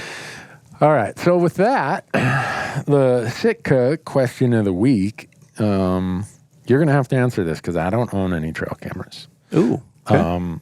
Someone wants to know, how do you use trail cameras to improve your hunting? Because in Montana, only last year did it become legal to use That's trail right. cameras. You couldn't use trail cameras during season, right? You could use them during preseason, but not during season. Right, if there was an open season. Well, the only time bear season ends June 15th, archery antelope opens August 15th, so there's only like a 2-month window you could use them. But that's actually the prime time to use trail cameras. Oh, really? So, yeah. Oh, okay. And there's two different, trains of thoughts on trail cameras. One is if you're hunting a place like New Mexico, Arizona, you go put a trail camera on a tank, and you see how many 400-inch bulls are coming in there. You pick the one that you want to focus on, and then you go hunt that bull. Because, we all know there are 400-inch bulls behind every tree in those states. Yeah, right. New Mexico especially. Yeah. Oh, yeah. I was there with you, and we proved that. We saw how many? 0. Yeah. That was tough. But the way I use them isn't that. I don't focus on a single elk. I've never focused on one elk and hunted that elk. And I know there's some people that do. And in places, like Utah, Nevada, things like that, where you draw that tag that takes a lot of years, maybe that's your goal. Yeah. And that's totally fine and understandable. For me, though, I use it more to determine how many elk are really in an area. What are their habits? What are their patterns? And I don't even look for bulls. I love to see bulls on trail camera, but I know if I'm finding bulls on trail camera during the summer, they're probably not going to be in the same area in the fall. And it's really, other than cool to look at, it's not helping me become successful. So we're going to add that as a point to a future podcast. The number of people I hear who say, oh, I got them on my trail camera, and then they go back in September, October, November, and it's like, where'd they go? Yeah. You just said, you take for granted that everybody knows that. Yeah. But that's a great interesting that you, when you get bulls on trail cameras in places like Idaho, you don't give it all that They much might weight. move 15 or 20 miles when the rut kicks in. These bulls might literally move down a canyon 15 or 20 miles to where the rut actually happens. Yeah. And so if I'm up in the high country in the summer looking for bulls and I find them, there's a really good chance they're not even going to be anywhere in the vicinity come September. So what I'm looking for are the cows, because where the cows are in June, July, August, that's typically where the rut's going to happen. Yeah. And the cows will move up from their winter ground.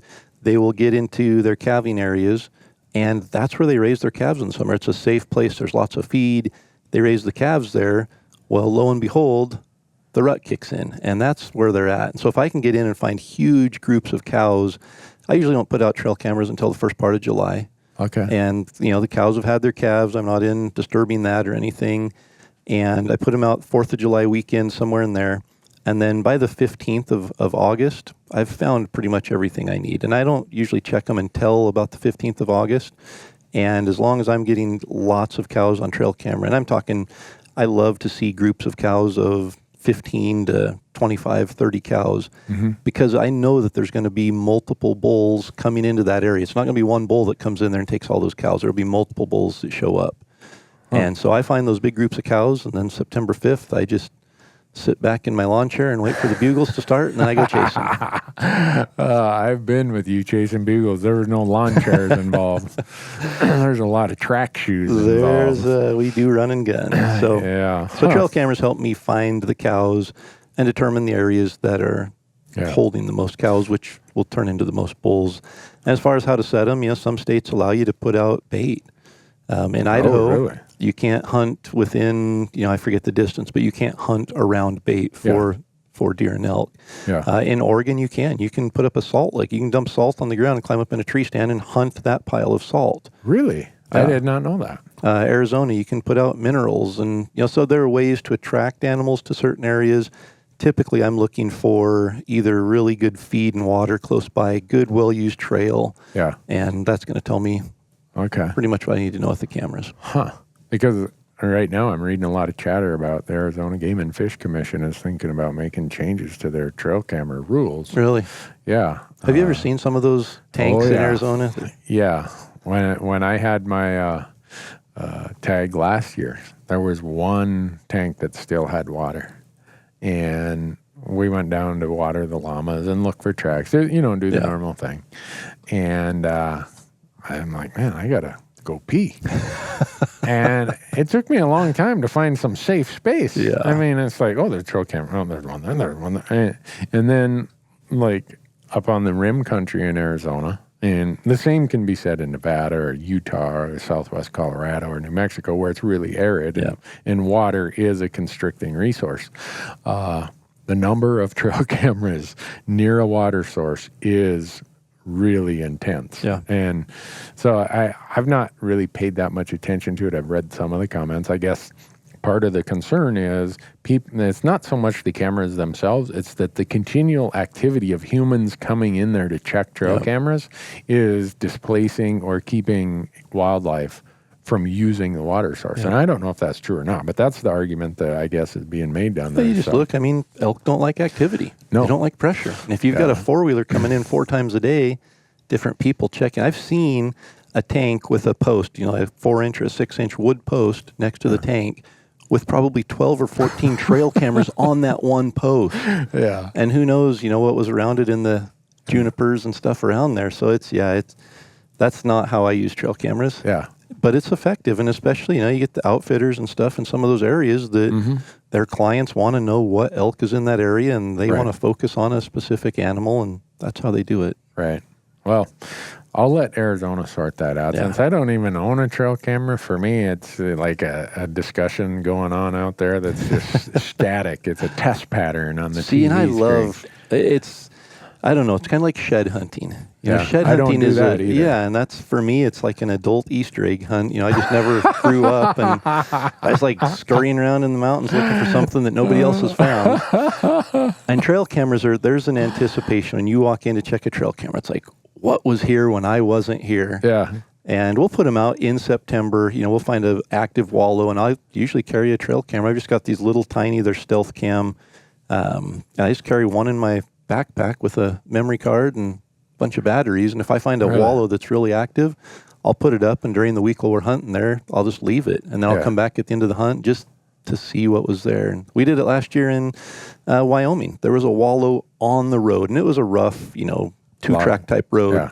But there was a wallow 6 feet off the road. Wow. And we drove up that morning to go, and we were hunting with Trent and Cody from Born and Raised and Land of the Free Project.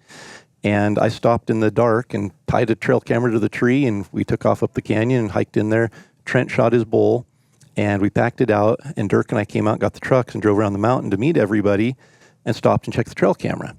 Or didn't check it, just put it in the truck. We got back to camp, and I thought, I should check and see, and we knew nothing would. It's on a road. We drove up there. Probably one of the biggest 6-point bulls we saw the entire hunt. Came in at 9 o'clock in the morning and wallowed right there next to the road, and we have video on the trail camera of it. So, well, there you are kind of a contrarian to all the studies at the Starkey Experimental Forest Research Project that explain how elk respond like roads. to roads. Yeah. One anecdotal observation recorded on camera, and now all the research is out the window, Corey. That's thanks for nothing. like medical, right? Yeah. One thing proving it wrong, and it's gone. Can't be that. Come up with another theory. Yeah. Well, folks, we've kept you a long time, or do you want to keep them longer? Or should we? Let's keep them coming back. Oh, all right. That's better. How we might have already destroyed it. They say first impressions are important. Yeah, we did ramble a bit. I'm worried that our first impression was really, really poor. But if we ramble, we came up with topics. Now we have topics to talk about in the next episode. Yeah. So episode 2 is the one that maybe we should just say at the beginning. Folks, this is the formality. You really want to listen to episode 2. Yeah. Skip number Never 1. trust an old man in a hurry. We took our time in this one. Well, with that, folks, are we good to call it a wrap, Corey? Let's wrap it. All right. So episode number 2, we're going to try to get through each of our 5 points of the 5 common elk hunting mistakes. Or mistakes to avoid, or things to overcome to create success. For me, it's going to be like confession. I'm not Catholic, but it's really going to be a confessional sort of event. Yeah. And I'm going to have so many stupid stories. Well, maybe I could tell some stories on you. You could, I'm sure. And then you could tell some stories on me about being too aggressive, and I don't even see grouse sitting in the trail. I know that is a very, very critical part. I mean, if I'm going to criticize your hunting, it's how many grouse you walk by in a day. That's unacceptable. I know. I'm working on it. All right. So, with that, folks, thanks for listening. Yeah. Thank you. We'll catch them in episode number 2 in 2 weeks. Yep. Watch for it. And how do they subscribe? All that. Yeah. You better tell them that, because I'm a podcast newbie. So, if you have an iPhone, I mean, the odds are they're already listening to this. But for your friends who you're going to share this with, right? If you have an iPhone, the iPhone has an app that you just go out to iTunes. There it is, Elk Talk Podcast with Corey and Randy, presented by the Rocky Mountain Elk Foundation, or Google Play will have it. And that's for people who don't have an iPhone? Right. Okay. For Droid people like me. Okay. Really, the better place to get it is Stitcher for us Droid people. or any of the multiple podcast apps that are out there. I've heard people talk about Podbean. Yeah, Podbean. It'll probably be on iHeartRadio. Well, I use Podcast Addict. It's the podcast app that I use for listening to podcasts. So it's out in any of those places. And if they want to go to our website, and we're actually going to embed them, right? Yep. So they can watch them on the website. Podcasts will be there at elktalkpodcast.com. Are we going to let them? Is that like am I having trouble saying that? Or Elk Talk Podcast? It just seems very choppy. It must be it is. The consonants there. Yeah, we were going to call it backed up. ET.com, but the ET was this movie back in the 80s. ET photo. ET photo. ET photo. Certainly, even the millennials have watched ET. Well, I've never seen Star Wars, so I can't criticize anyone. You've never seen none of the 6 episodes or 9 or what is it? I've never seen a Star Wars episode in my life. Really? And I'm not going to start a bad habit at this age. Wow. No, Man. Yeah. We should have probably talked before we decided to go into this podcast Yeah, so business together. If you use any humor that's Star Wars related, it's going to go right over my head. But so we got that. That's where they can get it. Are we going to put this on YouTube? But we might as well. We're recording. Yeah, there's it's on the video. red light. We did hit record. I did see the red light on there. Excellent. So Are we going to have What our are own we- YouTube channel, or are we going to put it on each of our channels? I don't know. All three? Yeah. All right. Okay. Okay. You'll be able to find. I know you'll be able to find it on YouTube. We'll have If you go to the website, elktalkpodcast.com, we'll have all sorts of links instructions of on everything. there. Yeah. But if we let them provide comments, be ready. Yeah. It's a humbling experience to allow for comments, because on my YouTube channel, I get probably 100 comments a day at least, and people aren't bashful. YouTube's bad, yeah. But if people are out there using improper language, or they're just there to raise trouble, Yep. toast them. That was an awesome sound effect. Yeah. And that was real. Gone. That was natural. Out of here. Yep. Yeah. Yeah, we Give 'em have the we hook. have fragile egos, so go easy on us. If you have a comment, a suggestion that we need to improve upon, Yeah.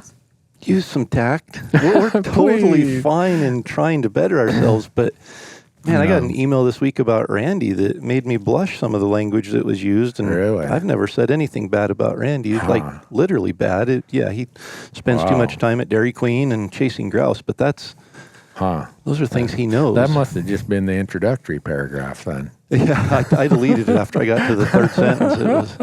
I thought if anybody feels that way about Randy, we don't see eye to eye. So Yeah, well, I appreciate your defense of my honor. I didn't defend anything. Oh, I didn't put my reputation on the line. I just deleted it and moved on. Well, what's the old saying in the accounting CPA world is, if anyone's going to jail, it's a client. Yeah, exactly. But then please go out and subscribe to or follow Instagram channel Yep. at Elk Talk Podcast. At Elk Talk Podcast. Yeah. And we'll have Not at Elk Talk. There's a picture of a moose, and it's a Elkaboo or something, and they're a Yeah. food court in Oregon. Yeah.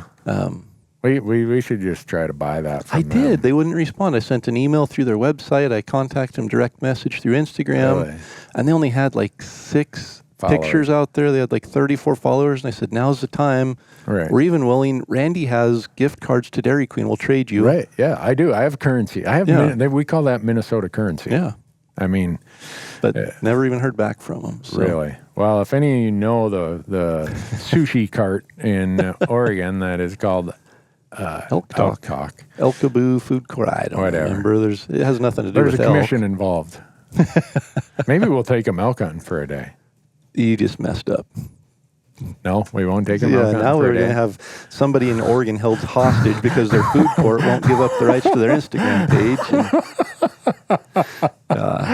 Well, that just came to mind. I have no filter. That's why my other podcast is called Randy Newberg Unfiltered.